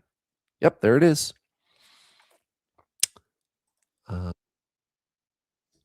Okay, I should have my little, there it is. Ha ha. Okay. So I'm going to put this in the chat stream for you guys if you're watching the replay. That'll take you to the exact part in the video where the guy starts explaining the experiment that they did. And if you're watching a clip, I'll make sure that it goes in the video description. Just look in the video description. If you're watching a clip, I'm shooting this video live. If you're watching the live stream, it's in the chat stream. If you're watching a clip on it's like a regular 20-minute video, it'll be in the video description. But he explains the experiment they did. So I don't know. Great questions, Octella. Guys, I spend a lot of time on that question for a reason. This is real, you guys. You might think this is boring to talk about, but I think you probably don't think it's boring. You're part of something bigger than you realize, you guys. This twin flame phenomenon, there's really a lot of stuff that a scientist could do with it.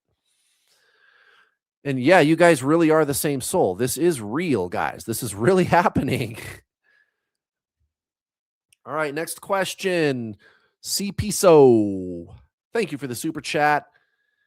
My twin flame and I have been off and on for a few cycles. Now I'm in dark night of the soul, and I feel so alone physically, but energetically so opposite. Experience is overwhelming. Yep. The ego is dying. And I shouldn't say that. You're disconnecting from it. It doesn't ever really go away, the mind. You just stop believing that you are that. And you're going to go through cycles with your twin flame until you figure it out.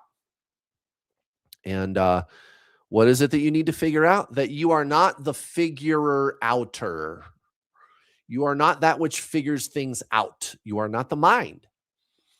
Now, energetically, you're feeling something exactly overwhelming or exactly the opposite. You're probably feeling this really amazing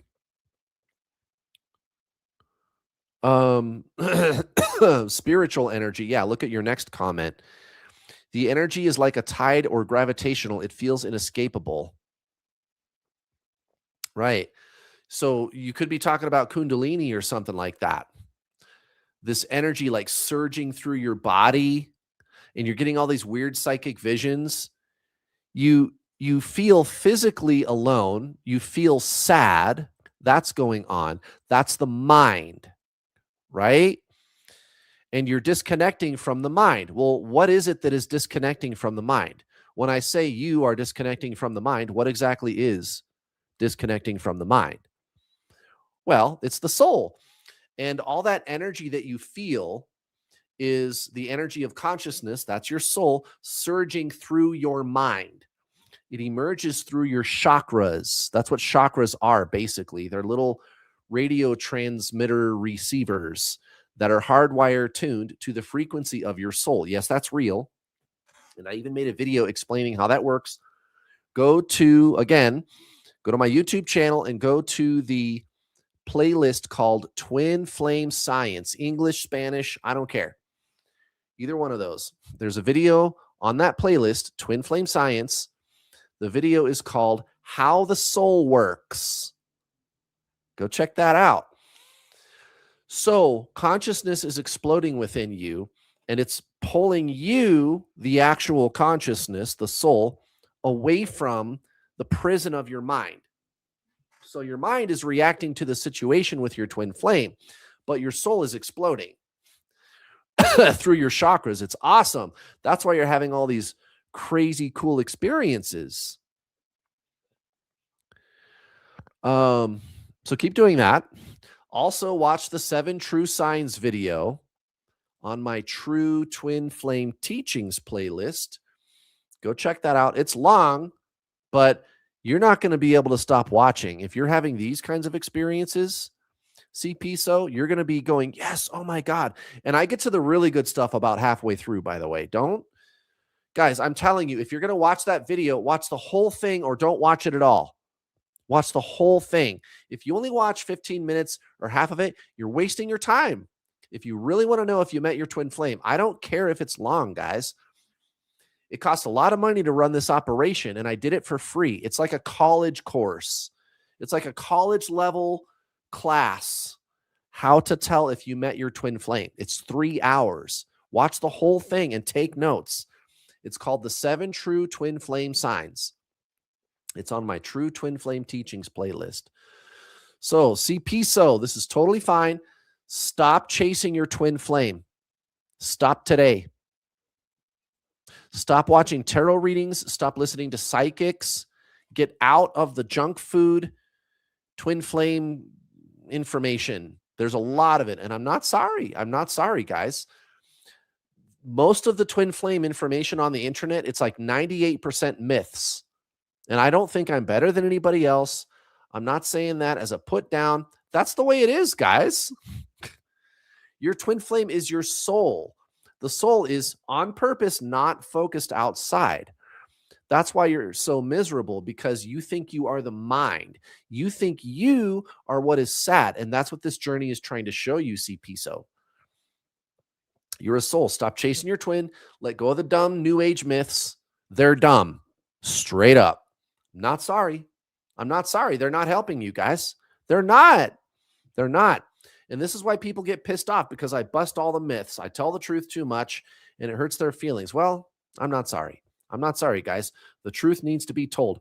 Next thing, CPSO, read this book.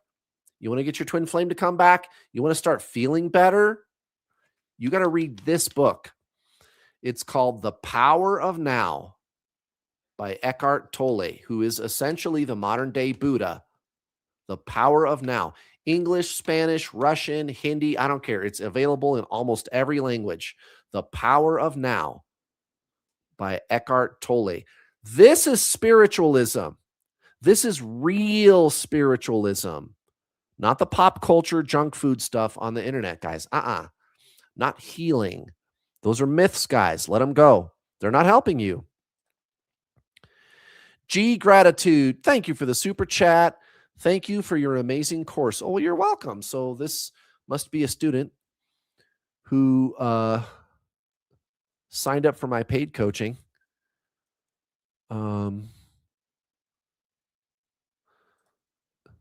They will come back 1,000%. I've experienced it. There you go. There you go. There's a testimonial.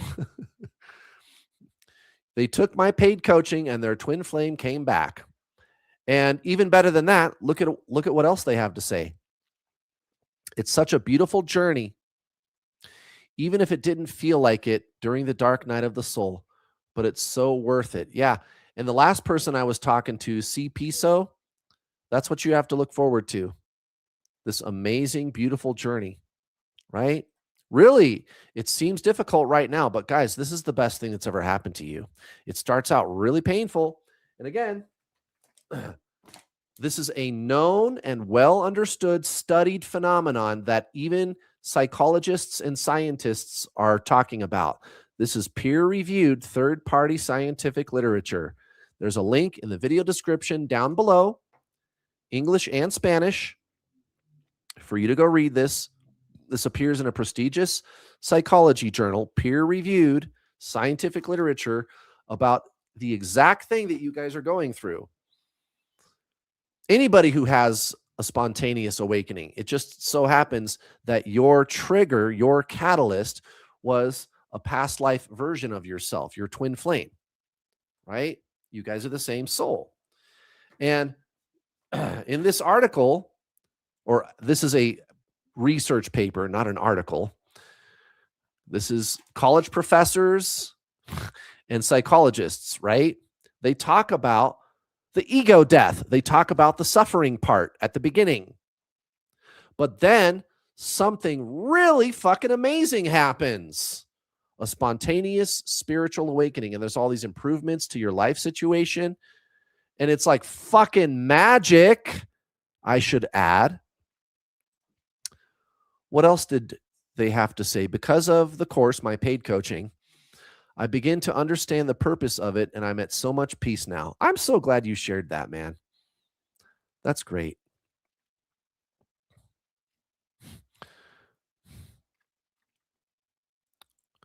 Look at this. Here's another person. You've been watching my videos for a while. Oh, yeah, I recognize this person. I've been following you since 2020. He is my twin. I don't want him, but he's chasing me. Right? Yeah, you don't have to be with your twin flame. They're going to want to be with you, though. They sure will. And I address this all the time, guys. You don't have to be with your twin flame. You don't. That's another myth. You get to decide. Also, I have a question. When the twin flame is married and chasing me, should I block him? Will has spiritual awakening still continue? Well, your awakening is never over. Yes, the awakening will continue because it never ends. But yeah, just block him. I mean, I'm assuming you keep telling him no, right? But yeah, he's married and he wants to be intimate with you all the time. Yeah, just block him. Yeah, that's a thing. Let's see. CPSO, you're welcome. Yeah, check out my course. By the way, I've got payment plans, my video course, CPSO. You can start for $41. If you pay in full, you get $50 off. The video course, you guys, it's epic. It's 60 hours long. It's a college course. There's reading materials, there's exercises. I teach you how to meditate, both beginner and advanced. It's in English and Spanish. If you're watching me in Spanish, link in the description. The whole entire video course is translated into my natural voice. If you're watching me in Spanish right now, it's just like this. The whole thing, all of the teaching tools, all of these teaching tools, they're all translated into Spanish. All of the text, the group coaching calls, it's all Spanish, English, or whatever language. I have the Zoom set up to translate all of it in real time so we can talk. You can talk to me in Spanish and I'll be able to understand you. You can talk to me. You can talk to me in Spanish. I can talk to you in English. Facebook, same thing. I'm all set up. My customer service department will talk to you in Spanish, English, Spanish.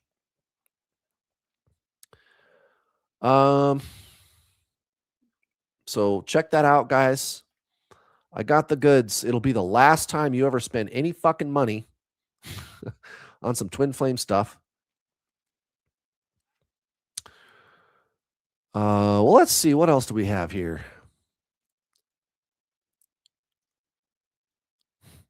Oh, I like this question. From Cricket. Is it normal to have the same defects as your twin flame? We both have the same OCD and tic disorder that started at the same age and many other ones. Yes, that happens. Not all the time, but the frequency at which stuff like that happens is a lot higher than it would or should be ordinarily, right? So it's a high qualitative number. You don't want to ignore that. Now, if it's not the two of you that have the same things, so not just you, Cricket, but anybody watching, if it's not the two of you that have the same things, you might look around in your family, especially your immediate family. So if you think your twin flame is a narcissist, for example, and they're probably not, I should add, but maybe it's not impossible. Well, I don't know. Were your parents narcissists or were one of them narcissists? Um, could be. Could be.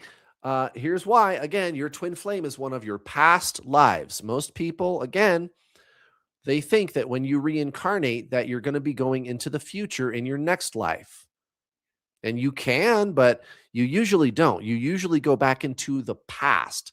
So if you die 60 years from now, the year 2086, you can go back to the 1980s and reincarnate there again and again and again. And you usually do. So there could be 20 of you walking around out here, and you met one of them. You met a past version of yourself. That's twin flames. And this explains how the two of you are the same soul. It explains the push-pull, why they run, and it complies with pretty simple physics. The theory that your twin flame is one of your past lives is virtually flawless. It doesn't violate any scientific laws. It's actually perfectly in alignment with them. This is why my book is going to be called Proving Reincarnation, the true scientific story of the so-called twin flame phenomenon. Now, for those of you watching the replay or a clip or something like that, head over to my YouTube channel and look for the playlist called Twin Flame Science. And there's a video in there called What Are Twin Flames, where I explain this in great detail, much more detail. It's just reincarnation, guys. This is a very grounded, rational explanation as to what twin flames are, and it explains a lot of things. For example, why were your parents so fucking toxic? Well, is your twin flame toxic, or is your twin flame's parents toxic? Right? Like, to have a discussion about what people call karma, which is, it's not a system of reward and punishment. Karma is very poorly misunderstood. The last time I looked up karma on Google, even Google got it right.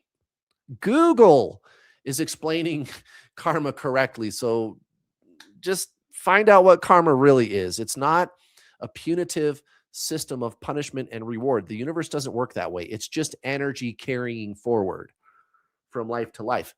And the people in your twin flame's life, their family, could be the same soul as people in your life. You guys know that's how that works. So what's a twin flame? But yeah, Cricket, to your question, absolutely, this could be happening. You could have very similar traits, or it could be floating around in your family systems. Totally. Really fascinating question. To talk about. Oh, here's another testimonial. I would like to thank you, Kurt, my other self, twin flame. That's what we call a twin flame in my coaching program. My other self came back also. I am so calm and happy just being, right? Doing soul stuff. Not healing. Healing is good, but that's not what this is, guys.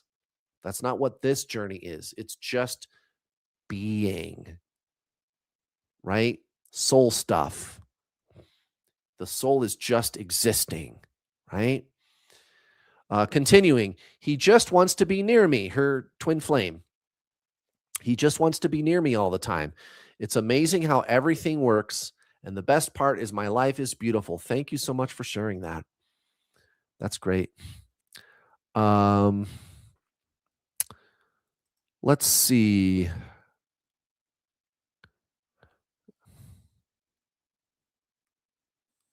This could be Siren.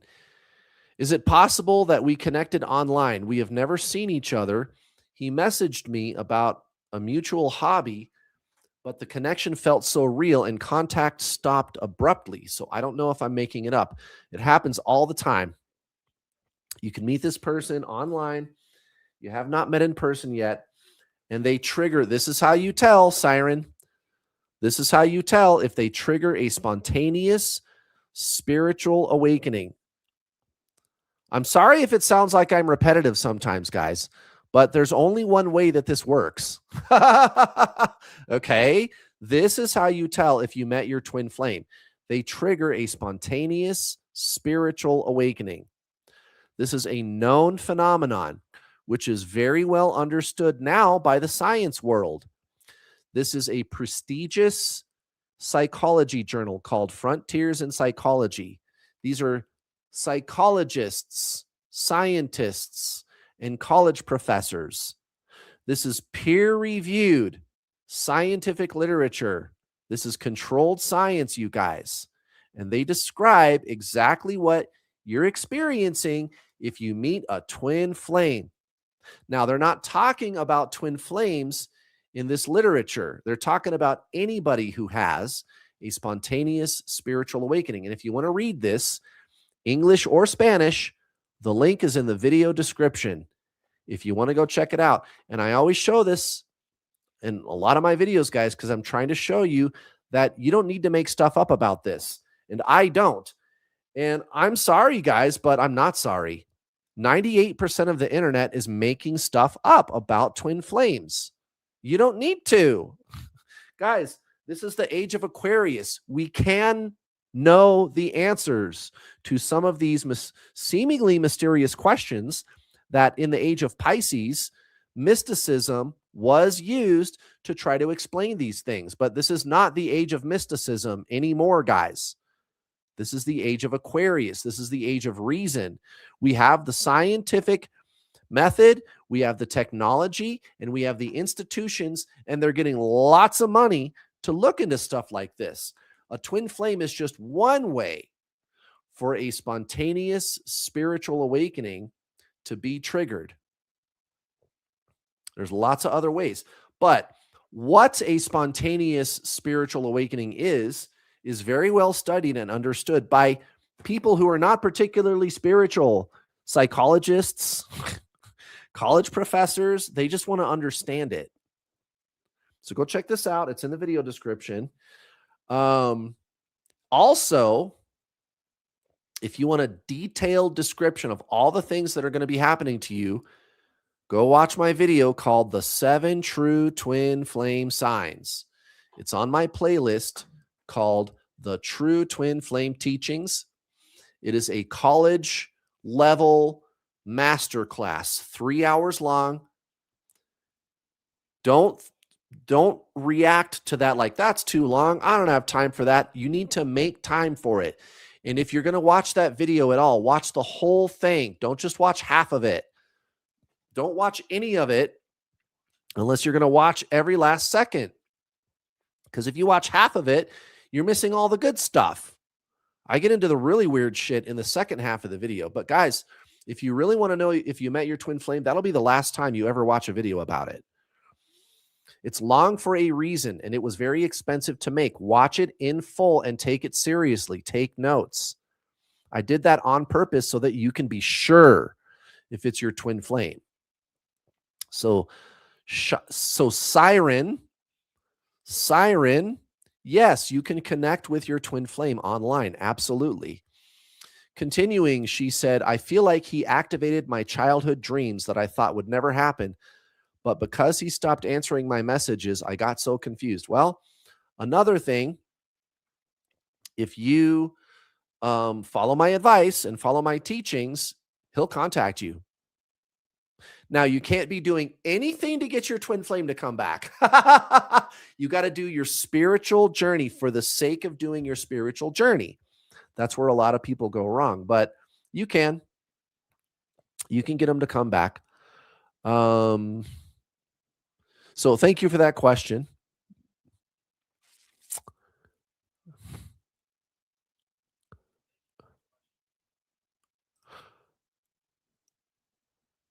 Follow-up question from Shireen. When will my twin flame stop sleeping around, even after I stop chasing him? Will he divorce his wife if I block him? Thank you, Kurt. Because of you, I also managed to find a soulmate. Awesome. Right on. Yeah. You guys, your awakening, it opens up so many doors. You could manifest anything simply by making this your spiritual awakening and nothing else. This is not about the person, guys. It absolutely isn't. And when you treat it that way, not only does your twin flame want to talk to you and be with you, in what form, I don't know. We're about to talk about that.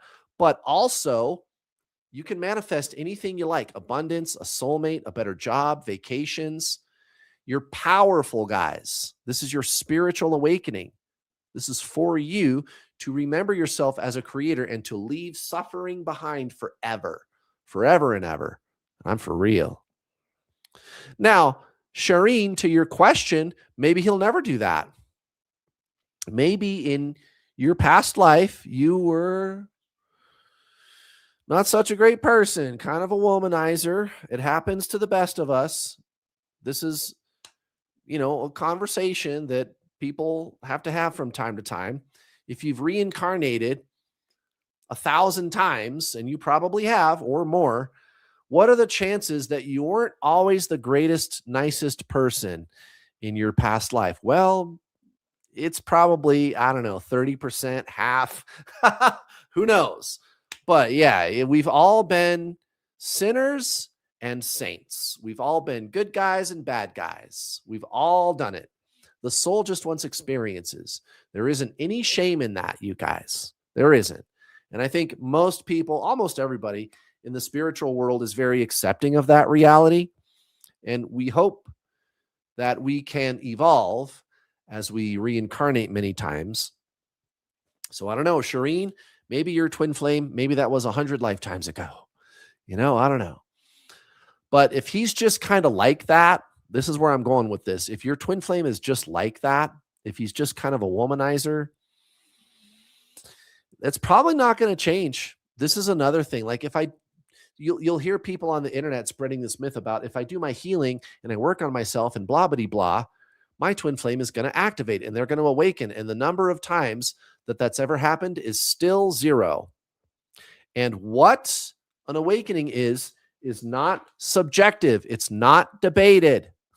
Once again, it's so well understood that it is being described in scientific journals. Again, this is linked below in the video description, English and Spanish, what a spiritual awakening is. Peer-reviewed third-party scientific literature. Your divine masculine will not have a spontaneous spiritual awakening. What a spiritual awakening is not debated. It's not subjective. I don't care how many New Agers on the internet are going to tell you that what they're telling you a spiritual awakening is what it is. It's not. You don't get to decide which direction the sun rises. It rises in the east. Period. End of story. A spiritual awakening is what it is, guys. And now we have the scientific world talking about it, studying it, writing peer-reviewed literature about it, right? So your twin flame, divine masculine, they will not have this experience. They will not. They will not change. So, what's going on with your twin flame? I don't know. Maybe he's kind of a toxic person. Maybe you were kind of a toxic person 100 lifetimes ago. Now, that's one possibility, Shireen. That's one possibility. The other possibility you seem to be asking about in your follow-up question. He said he only wants me. He wants to spend time with me. His wife is toxic, especially what he said. but I feel like he is enjoying the best of both worlds. Well, he needs to shit or get off the pot. And we talked about this earlier, like I made I answered a question earlier about breadcrumbing, like if you're twin flame breadcrumbs. And I said, well, you have to say no with your mouth, but you have to be accepting with your soul. And acceptance in the spiritual sense does not mean approval. Remember, the soul is not duality. It's not I like it, I don't like it. I approve, I disapprove. It's not that. Acceptance is where you spiritually look at something and you say, this just is. It's not a mistake. The universe doesn't make mistakes. God doesn't make mistakes. Everything is divine perfection. And I don't mean good, not perfection in the sense of goodness, but perfection in the sense of wholeness, of unity, oneness, right? Like that. And you can't think your way there. You experience yourself as that deeper consciousness, the master's teachings, right? So, Shireen, that's my advice to you. That's my suggestion, is for you to, well, tell him no with your mouth. Tell him you're either going to show up 100% or not at all.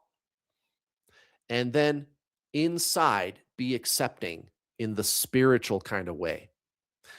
Most people in the world don't understand how you could do that because they think they are the mind. They think if you're telling somebody no, that you have to feel upset about it. And the fact is, you don't have to feel any kind of way about anything that happens in the world. You could always just be at peace. And I mean real peace, which is neither good nor bad. It's not duality. Remember the master's teachings, not the new age stuff on the internet, guys. Real spiritualism. The mind is duality, good, bad. I like it, I don't like it. I approve, I disapprove. That's the mind. Spiritualism, duality. The soul is oneness. There's no duality. Buddha, Jesus, Paramahansa Yogananda, Eckhart Tolle, Alan Watts, Krishnamurti, right? Ram Dass, the masters. That's where I get my information from. The masters, real spiritualism. And Shireen, I know you know this, but I'm saying this for the benefit of the audience. The new age hype and the woo-woo healing stuff on the internet, that's not spiritualism. That's pop culture garbage. And I'm not sorry. I'm not sorry. It needs to be said, guys. That's not real. That's not spiritualism. You're going to be chasing your tail forever and ever. So, Shireen, now that I've covered that old base, I know you know all that stuff, but tell him no with your mouth and being the master's journey. The master's journey. You are not the mind. The mind is what has a judgment. Kurt, how do I stop judging my twin flame?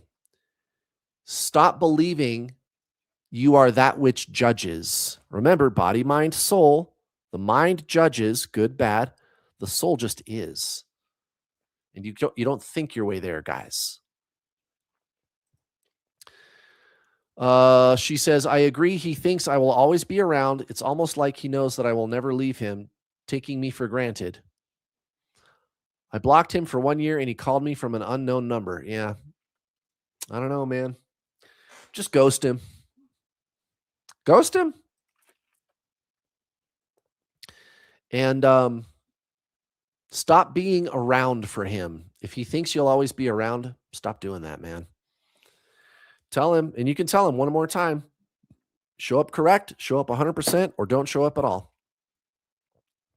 Now, we talked about the possibility of, is he just a toxic person? That was the first thing we talked about, and that could be, which means he'll never change.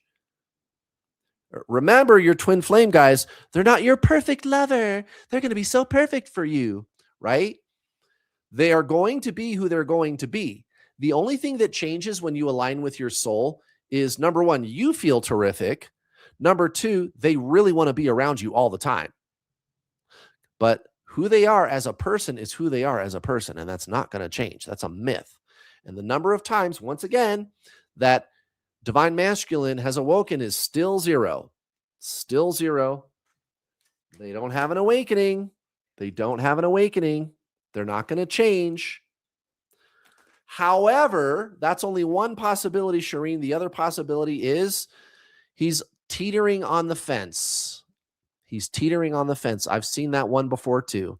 Maybe he really is a good guy and he wants to be monogamous. Maybe he's living in a dead marriage and they never sleep together and they sleep in separate beds. Are they really married? If he never even touches her, they never have sex, he never kisses her, they never do anything together, it's a dead marriage. And he doesn't want her to take half his shit. So that's why it's difficult for him to get a divorce. Well, I don't know. Detox from him for a long time.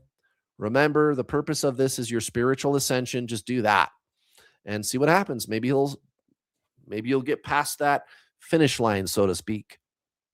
And he will show up correctly. Maybe he will leave that marriage because the desire for him to be with you is greater than the desire for him to not lose half his shit when he leaves her.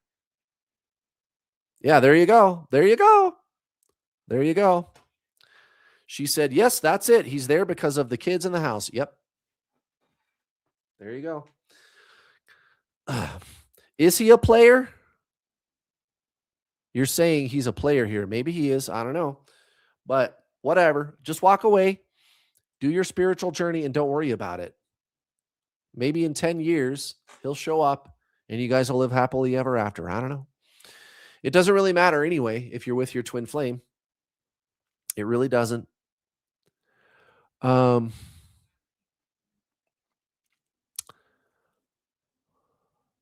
I love this question.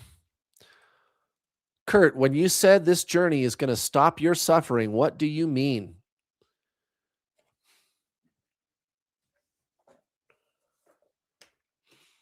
Eckhart Tolle, the modern day Buddha. Again, English, Spanish, Hindi, I don't care what language you speak. The Power of Now. It's available in your language. This is the best beginner's book for anybody's spiritual awakening, including if you met your twin flame. The Power of Now. I have all my students start with this book. This is numero uno. This is number one. You guys, you got to read this book, The Power of Now by Eckhart Tolle, who is essentially the modern day Buddha. Well, the first thing he wants to talk to you about is you are not your mind. You are not your mind. That's the first chapter. Hey, that's a cool place for the camera to freeze, huh? YouTube's helping us out for once. You are not your mind. Okay. Second chapter, second thing we need to talk about. Chapter 2, consciousness. That's what you really are. And it is the way out of pain. It is the way out of pain. Create no more pain in the present moment. The chapter starts out with, the greater part of human pain is unnecessary. It is self-created as long as the unobserved mind runs your life. What is he talking about? He's talking about the same thing all of the great spiritual masters were talking about. Jesus, one of the most misunderstood spiritual masters of all time, post-enlightenment. You go read a book like this or you go read the New Testament, and you're going to go, wait, I get it. That's what Jesus was really talking about. Wow, right? Jesus said, I and the Father are one. What's the Father? The great I am, consciousness. And he also said, I and the Father are one. Ram Dass, a modern day spiritual master, talking about be here now. That's the name of this book. And I wouldn't bother with this book just yet if you're just starting out. Be Here Now by Ram Dass. But are you noticing a theme? Eckhart Tolle is telling you it's all about the power of now. Interesting. Paramahansa Yogananda, Krishnamurti, Alan Watts, right? Ramana Maharshi, the masters, not the new age pop culture stuff on the internet, guys, real spiritualism. They're going to tell you your spiritual awakening is the end of suffering. Again, this person's question is, you said this journey is going to stop your suffering, Kurt. What do you mean? Right. The mind is the source of all suffering. All of the masters that I just named off, all of them, going all the way back to Buddha, Hare Krishna, all of them, they're going to tell you that it is this perception of self that creates suffering. The mind is duality. So it's past and future, past, future. Also, I like it, I don't like it. Also, I feel good, I feel bad. And because the mind is past, future, it's always thinking about the past, ruminating about better times, and wishing that those times could come back, longing for those times, or ruminating about some kind of suffering that happened in the past, or looking to the future, worrying about some perceived threat in the future, the mind. And you believe you are the mind. You believe you are this personality, right? So in other words, body, mind, soul, the mind, one of the major components, if not the major component in your adult life, is the self-concept. So in other words, if I walked up to you on the street and I said, hi, nice to meet you. Tell me about yourself. Who are you? You're going to tell me a story. You're going to give me a breakdown, a history of all of the things that you've done with your life, the roles that you play, the places you've been, who you think you are, what you feel like in certain situations, your opinions, right? How you act and why you do that. But that's not what was there in the first place. If we go back to day one, when you were a newborn baby, there was no self-concept. It's a soul that just incarnated day one. What's going on inside the baby? Is the baby thinking about who it is? No. The only thing going on inside the baby is consciousness. It is only aware. Why? Because the soul just incarnated. It's day one. The soul is consciousness. That's why that's all that's in the baby. But as soon as you're born, the mental infrastructure is there, and it starts building an identity, a selfhood. There's a documentary film on YouTube you guys should go watch called Samadhi. Samadhi. Samadhi. There's 4 parts. Make sure you watch part 1 first. Don't skip around, or the rest of them, they won't make sense to you. But part 1 is called Maya, the illusion of self. Maya is a term from some of the Zen traditions talking about the self-concept, this clump of retained thought and emotional imprints that you've been collecting since you were a child. Again, the roles you play in life, your opinions, your dispositions, just kind of the way you are, an idea of who you are, a self-concept. You think that's who you are. You are the consciousness, and consciousness, it's not thought. Consciousness is not emotion, and you don't think your way back into it. You can experience yourself as consciousness, however. How do you do that? In the here and now. Like, for example, when you meditate, that's why there's a drawing of a chair on the cover of Ram Dass's book. The book is called Be Here Now. Eckhart Tolle's book is called The Power of Now. Right? Meditation And you can make all of life into a meditation, even when you're busy. That's the best time to do it. All you're doing is looking away from thought.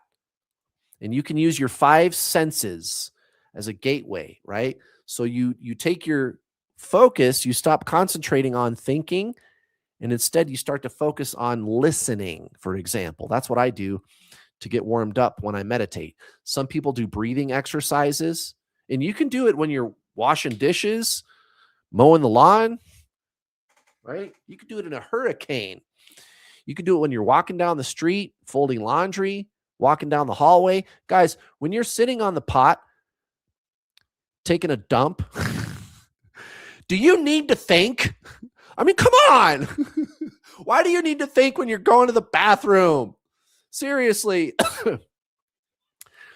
Almost 100% of the thinking you do is useless thinking. And again, it's all thinking about the past or the future. But the past and the future don't exist. The only thing that exists all the time is now, this moment right now. And that's where the soul can always be found. You don't need to think your way into the mind or do healing, or I'm sorry, think your way into the soul or do healing. I just busted that myth. And again, none of the spiritual masters, Buddha, Jesus, Krishnamurti, Yogananda, Eckhart Tolle, Ramana Maharshi, not a one of them are going to tell you that healing makes you spiritual. So why are there people on the internet telling me I'm wrong about that? Well, they don't need to tell me I'm wrong. Go tell Buddha that I'm wrong. Go tell Ramana Maharshi to his face, or Eckhart Tolle. They're not going to do that because they know that's not true. They know healing does not make you spiritual, even though they're telling you to do it. It's a crazy place, guys. The internet. Nice people most of the time, but very confused, guys. You get present in this moment right now. Consciousness, listening to what is right now. Being, just existing. Not listening to the thinker. You are not the thinker. You are not the thinker. And yeah, somebody in the chat is asking, any tips on how to align with the soul? I'm giving you tips. And I love that question. Stop trying to become spiritual. Stop trying to become spiritual. You already are. And you are spiritual now. And yeah, Amanda, you can do those things, but you should really integrate it into every moment of your life, always being present.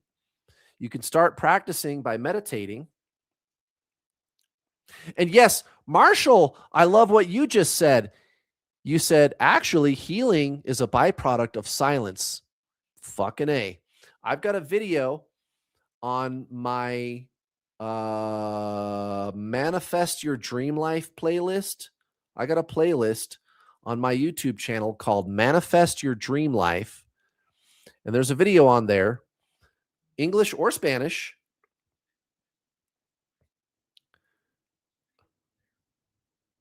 It's called How to Do Real Healing. And I point that out. You can't even do healing unless you start with your soul.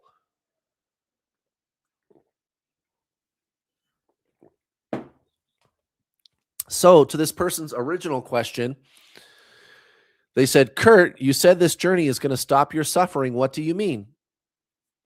This journey is for you to remember who you really are. You are consciousness. You are not your mind. You're not the concept of self. You're not. You are consciousness, and you experience yourself that way. When you remember that you are not your mind, suffering ends because the mind creates all suffering, all of it. The mind is always thinking about the past or the future all the time. And it's all useless thinking. Guys, my mind, it still does this all the time. It'll never stop. It'll never stop, but it doesn't bother me because I know that I'm not that. But I notice when the mind is doing this, what does it do? Thinking about something that happened when I was in the 4th grade. And I, like, that memory comes up, maybe some awkward situation, and I feel that awkward emotion. And this doesn't last for very long. When you've been doing this for long enough, It'll go on for about 4 seconds, and then I catch myself and I go, shut up, right? I shut it down instantly. But the mind, it's like, I call it the identity entity, the ego, right? The self concept. It really is an entity too. It'll just do that automatically. The mind never stops. It's like digestion, it's always happening. The difference here is looking away from it. It's not that you're trying to stop thought, it's that you're not that. You experience yourself as something that is watching the thinking or the emotions. And suffering ends. Suffering ends because you no longer believe yourself to be the identity entity, the ego or self concept. You used to believe that you were that. And so when there was an emotion, you believed that it was you who was suffering. Now, post enlightenment, instead of I am suffering and you're like down here and you're in it, you're looking at an emotion and you're saying, there is an emotion, but I'm not suffering. It's subtle but profound. Guys, you met your twin flame? This is your journey towards full-blown Buddha level enlightenment. And yes, Amanda, that's a really great place to start. Being still and quiet. Learn to meditate. I got a video on my True Twin Flame Teachings playlist, English or Spanish. Go check it out. Go to my playlist called the True Twin Flame Teachings. And I got a video on there called How to Meditate. A nice beginner's meditation. And read this book, of course, The Power of Now by Eckhart Tolle, available in every language. The Power of Now. Also, you should read The Untethered Soul by Michael Singer. The Untethered Soul. And watch Eckhart Tolle videos. Watch an Eckhart Tolle video, one a day, and watch a Rupert Spira video, one a day. If you want to find their YouTube channels, go to the channels menu on my YouTube channel. You'll find them. There's also Gangaji. She is so awesome, dude. I can't recommend Gangaji enough. Yes, exactly. Somebody in the chat is saying, be still and know that I am God. That's right. You'll experience yourself as consciousness. You don't think your way there. You just experience it. And Love Low, you're welcome. You're welcome. Amanda, you've got to make this into a lifestyle. Watch videos from the masters, not the new agers. I got the masters on my channels menu on my YouTube channel. I've given you the book recommendations. Also, again, watch the Samadhi movie. Watch part 1 first. Don't skip around. Watch Samadhi. It's only an hour. It's free on YouTube. And make a whole way of life into slowing down in here.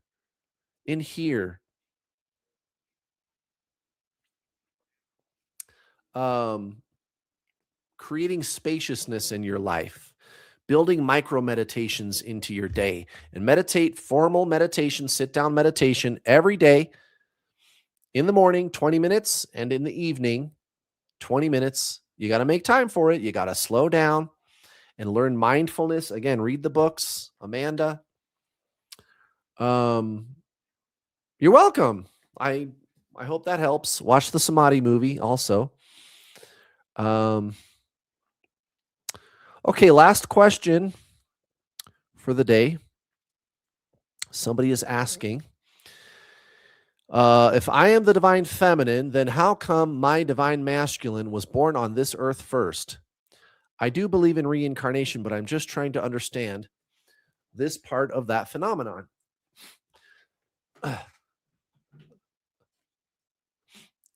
For anybody watching the replay or a clip, let me explain the basic premise first. Most people think that when you reincarnate, that in your next life, you're going to go into the future in time, right? So for example, if I die in the year 2086, then in my next life, when I reincarnate, I'm going to go into the future, into the next year, right? It'll be 2087 in my next life. Well, yeah, you could do that, but you don't have to, and you don't need to. You usually don't.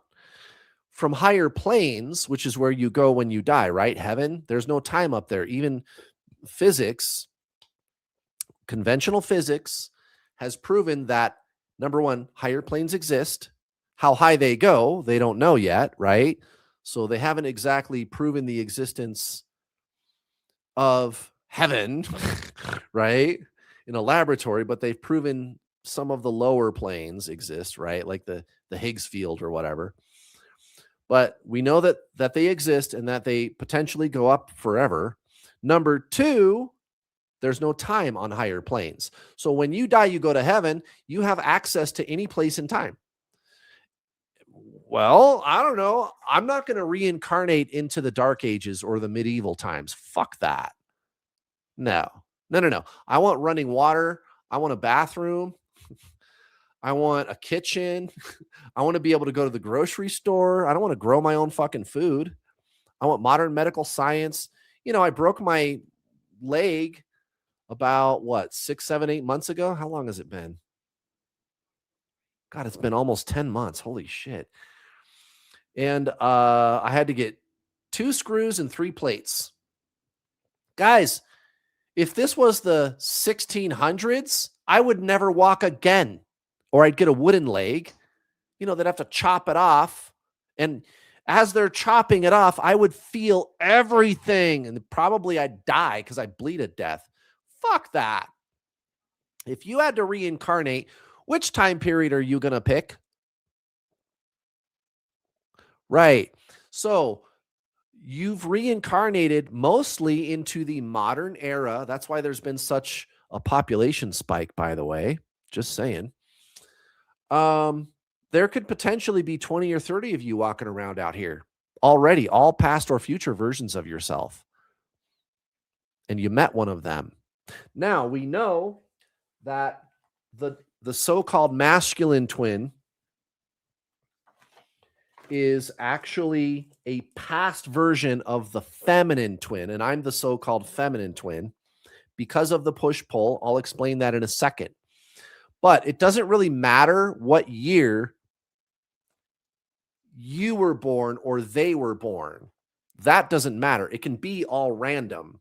You can, if when you die and you reincarnate, you can access any time. You could just as easily be older or younger or the same age as your other self, twin flame. You could easily, they could be older, they could be younger. It doesn't matter, right? About half of people that met their twin flame, I've taken surveys on this, approximately half have a significant age gap of 10 years or more.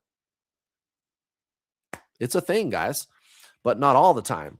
Now, why is there a push-pull with your twin? And to this person, Jaggy, I hope I've answered your question. Let me know. I hope that makes sense to you. You can pick any time you want to reincarnate.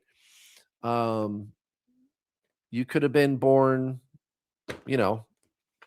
whenever, it doesn't matter. Now, why is there the push-pull with your twin flame? And by the way, if you're watching me in Spanish, this teaching tool that I'm holding up to the camera right now, you can download this in Spanish. If you look in the video description, there is a Google Drive link, not for my live stream, if you're watching the live stream, but go to my Spanish YouTube channel. You're probably watching a video clip right now, which means in the video description of a regular video on my Spanish channel, right, YouTube channel, for a regular standard long YouTube video, 8 minutes, 10 minutes, 20 minutes, in the video description, there's a Google Drive link. You can download this in Spanish, all of these. And there's no spam or any of that bullshit. I don't fuck around with that stuff. It's a nice, clean file. I will read these, though, for you. So this says birth year, and then these are all different birth years, right? And then this here says your twin flame, and this says you. Now, for a long time, I knew that there was a push and pull with your twin flame. I knew that this was going on. Of course, my camera freezes. That's actually a good place for it to freeze, huh? I knew that the push and pull was going on, and that it was energetic. Even about half of people that met a twin flame, you can physically feel the push and pull. You can feel energy, about half of you, and let me know in the chat if you've experienced this. It's like a big elastic rubber band that's attached to your whole torso, and you can feel it like pulling and stretching and physically pulling. It's a force. It's not sexual energy. It's not an emotion. It's not that urge that you get like when you're about to have sex with somebody and you're like, ugh, right? It's not like that. It's a force. You physically feel energy attached to your whole body pulling you. You physically feel it pulling from you to them. And my twin flame said she could feel it pushing onto her body. And I've done twin flame tests with people. This is one of the questions on the twin flame test. And I've gotten a few where they said their twin flame said they could feel it pushing onto them. So it's always this. It's always moving from you, the so-called feminine, push, and pushing onto your twin flame. It pushes onto them. They can feel it pushing onto them. And I've had a lot of people tell me that their twin flame said they could feel it pushing, right? Yeah, and there's all kinds of people in the chat going, yep, I felt it. Yep. So I knew for a long time that this was going on and that it was a mechanism. This is why your twin flame runs. It's a mechanism. It's not psychology. This isn't soulmates. This is one closed energy system, right? It's entropy. Entropy is what makes your twin flame run. What happens in a closed energy system when you have a greater and lesser energy? Entropy takes over and disperses the energy accordingly. They call that the second law of thermodynamics. The second law of thermodynamics. Greater energy pushes onto lesser energy. And it's not just heat. It could be pressure or any kind of energy system, right? One of the most basic laws of the universe. The first law of thermodynamics is energy cannot be created or destroyed. Again, these are all in Spanish. If you're watching me in Spanish, go to the Google Drive link. You can have these. So the second law of thermodynamics is talking about what energy does.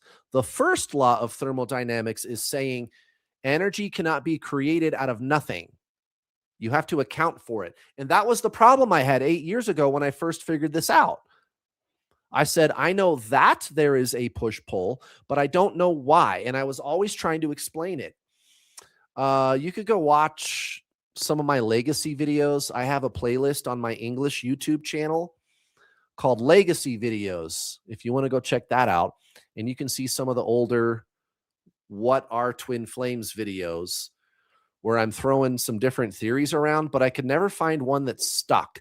Well, one day I finally found one that stuck. I was sitting on my bed pulling some tarot cards, and I was talking to God, and I was going, gee, man, I wonder where I'm going to reincarnate in my next life, because, you know, I don't really want to go into the future.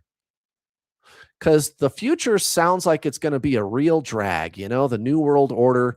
They're all trying to like destroy everything. They're trying to make Earth into a total prison planet, right? They want to take everybody's rights away. They're destroying the economy. I don't want to go to the future.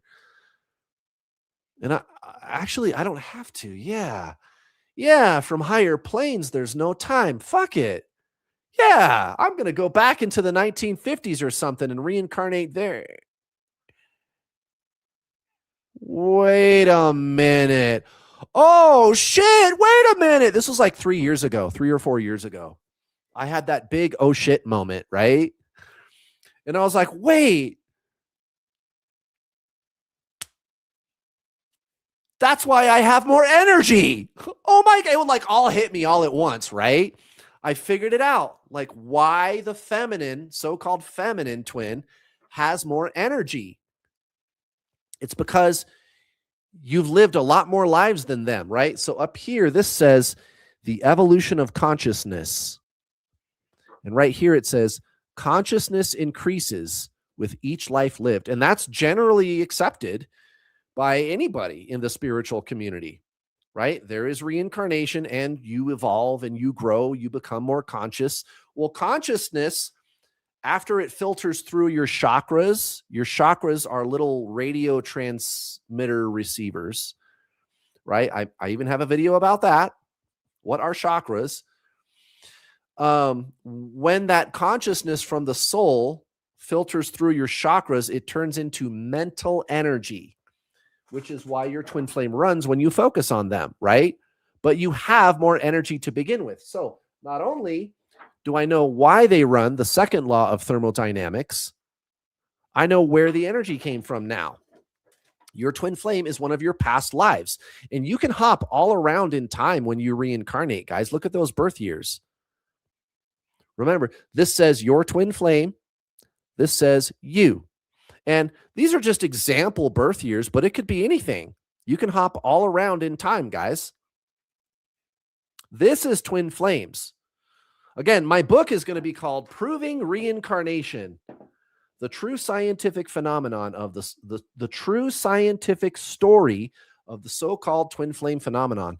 Guys, reincarnation does not prove twin flames, but twin flames proves reincarnation. This is why I want to put this in front of a laboratory so bad. And I've already collected all this data. I've got volunteers and I'm going to write a book. I'm going to do it. Guys, this is why I piss so many people off, because I tell the truth so much and I bust myths so much. And everybody else on the internet, most of them probably haven't even met a twin flame. When they get mad at what I'm doing and all the myth busting and they spread lies about me too, on top of that, it's because they didn't meet a twin flame. They're not a twin flame. Or if they did, they're so invested in the mythology about it, and they're heavily invested in their sense of identity, the ego, right? The self-concept. And when you believe you are the mind, and to them, spiritualism is a personality type, and you can tell, right? Spiritualism is not a personality type, right? Like you have to act a certain way. You have to dress a certain way. Really? Is that why I've got Alan Watts drinking and smoking, one of the great spiritual masters? Granted, it was the 1960s. Eckhart Tolle, I just watched a YouTube short with him the other day talking about how he deals with hecklers. And at the end, he says, I tell him to shut up. He said that. He said, I tell him to shut up. Well, you're spiritual. You're not supposed to say that. Spiritual is not a personality type. It's consciousness. That's all. That's all. And people that are so heavily invested in their ego and they haven't met a twin flame, they are not having a spiritual awakening. Those are the people that get offended by me, because all I'm doing is busting myths and telling the truth. But guys, to the language of emotionalism, empiricism sounds like hate. By simply telling the truth, that's all I'm doing, they feel like their very sense of like who they are is being attacked when you disagree with them, because they believe they are that. They believe they are this clump of thoughts and emotions, the self-concept, the ego, the mind. And when you poke holes in some of the beliefs that are embedded in that self-concept, in that personality, they get really mad. Why? Because to the language of emotionalism, Empiricism sounds like hate. They feel like they are being dismantled and attacked, like I'm attacking their very existence. Why? Because they're not spiritual. They're not having an awakening. They think they are their mind. They say they're spiritual, but to them, again, it's healing, it's balancing, it's a personality type, it's an identity to them. Well, anyway,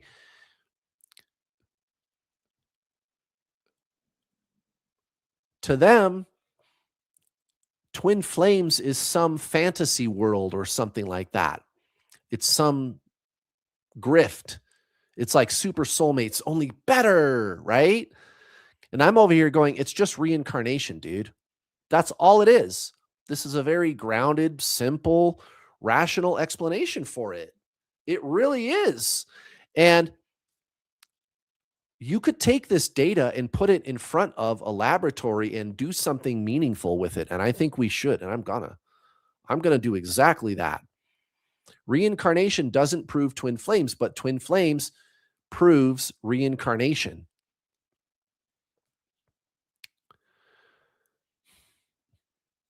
So that's all.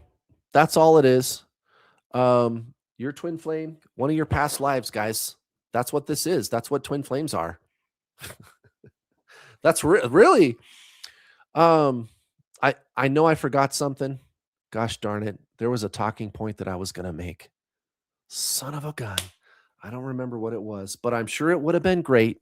I had to go on a rant about the New Agers. God bless their hearts, man, but they're very confused, and they're confusing you guys. You guys really are the same soul, you and your twin flame. You really are. You really are. And you can account for these things. You have more consciousness. You've lived more lives. Again, everybody, and I think this is what the point that I was making. Yeah. Everybody in the general spiritual community recognizes that reincarnation, that process of reincarnation, you grow, your consciousness grows as it and increases, even the New Agers, right?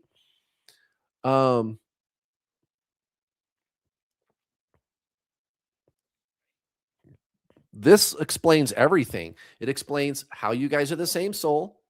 It explains the push-pull. It explains why they run. And it perfectly aligns with known physical laws. It doesn't violate any physical laws at all. Not even one. Perfectly rational explanation. And it explains why you guys look the same. It explains all this stuff about what people call karma. Again, very poorly understood. Karma. It's not a system of reward and punishment. The universe doesn't work like that. Like I said earlier, even Google gets it right. If you type into the Google about karma, it's going to tell you, yeah, it doesn't work that way. It's just energy carrying forward. It's not punitive. It's just energy. It's just cause and effect. That's all it is, guys. But it is an interesting conversation to have.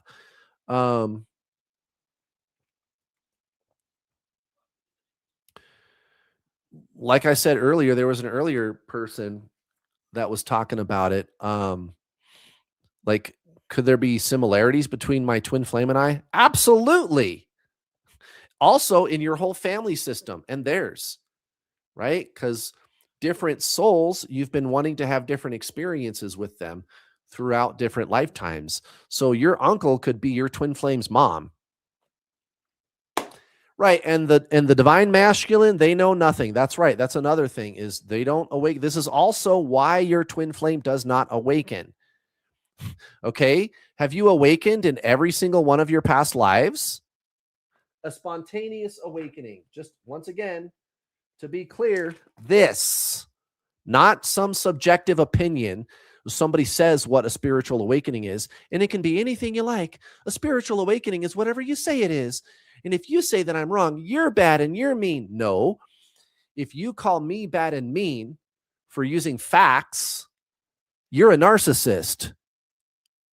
Just saying. It's not subjective, guys. This is a very well understood phenomenon. A spiritual awakening, to the point where what it is appearing in a prestigious psychology journal, Frontiers in Psychology. This is peer-reviewed, third-party scientific literature, college professors, psychologists doing controlled scientific research. Again, the link to this article is in the video description, both English and Spanish. Go check it out. This is what happens when you have an awakening, guys. Your divine masculine will not experience this. It hasn't happened to any of them. Well, Kurt, my twin flame went through the dark night of the soul. No, they did not. They had a midlife crisis. They had a rough patch. They suffered. Because if it's really a spiritual awakening, then after the dark night of the soul, you're going to have Kundalini. Do you see that? Kundalini. Kundalini. Also in Spanish. Kundalini. Go read the article. Also, a sense of oneness, direct contact, union, or complete non-dual merging with a perceived ultimate reality, right? Out-of-body experiences, psychic intuition, spontaneously becoming psychic, right? Your divine masculine will not experience that. Now, what does happen, cause and effect, cause and effect. You're the cause, you're the feminine, you're the awakened one. If you focus on your twin, they focus on anything but you. However, what if you stop doing that? Go within and align with your soul. They come back and they have no idea. And that happens all the time. We had a person on here earlier. There's a video on my English YouTube channel. I should make one for my Spanish channel. It's called The Twin Flame Test. Go find it. It's on my True Twin Flame Teachings playlist. On my English channel, it's called The World's Only Proven Twin Flame Test or something like that. And I explained, guys, if you take your focus off of them and go within, not healing. I've already talked about that enough today. Go watch my other videos to find out what it is you really need to do, or just go watch that video, the World's Only Proven Twin Flame Test, right? Align with your soul and you experience some kind of an inner spiritual shift. If this person immediately unblocks you, contacts you, or you run into them, they're your twin flame. And I mean right away, like within 24 to 48 hours. And that's one of the questions that I used to give people on my twin flame. Well, my twin flame test that I used to sell them was all encompassing because I would ask about all the other metaphysical stuff too. But the detaching test is what I'm talking about right now, right? And that's what the twin flame test video on my English channel is talking about, was the detaching test. And guys, I already know there's a bunch of people in the chat. Let me know in the chat. Tell me in the chat right now if you've done this. Yes, Kurt, I stopped chasing. I let them go. I made a lifestyle of Zen. I went within. I focused on being, and I didn't do anything to get them to be with me. I just made real spiritualism my way. And then I felt some kind of a leveling up or a shift. Immediately they came back. Immediately. Let me know in the chat. Rain, the woman, if you go to my Twin Flame Success Stories playlist, English or Spanish, there's a video on there. The woman, she's wearing a red sweater, blonde hair, red sweater, blonde hair. In that interview, she goes, yeah, I remember I was walking around, going for a walk one day, a walk in the park, and I had this experience of oneness. I felt like I was the sky and the trees and the buildings and the people and the bird, and I was everything. I had this experience of oneness with everything. And he started blowing up my phone the minute that happened. Interesting. Right. It's spiritual, guys. Yeah, here's a couple people in the chat that had that happen. That's how you tell if it's your twin flame.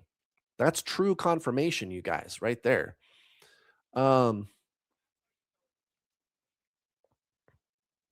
Yeah. This is a crazy, crazy journey, you guys. It's crazy awesome. It's got all the things. It really has all the things.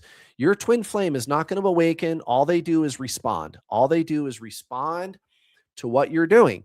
You're the awakened conscious twin. They're the unawakened unconscious, along with almost all of these other incarnations. Okay. You're having an awakening in this lifetime. In this lifetime, you guys, you've lived all these lives,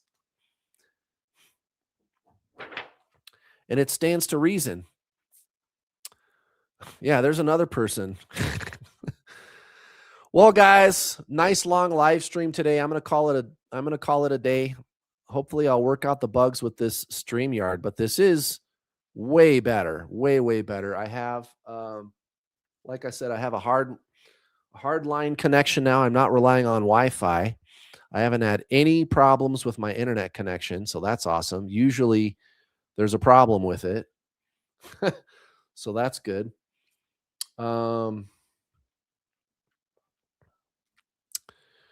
yeah, doing it from my computer is a lot easier. I really just wish the gosh darn screen sharing would work. I'm going to try to get that worked out for next Tuesday. But yeah, I'll be back next Tuesday, guys. Same bat time, same bat channel.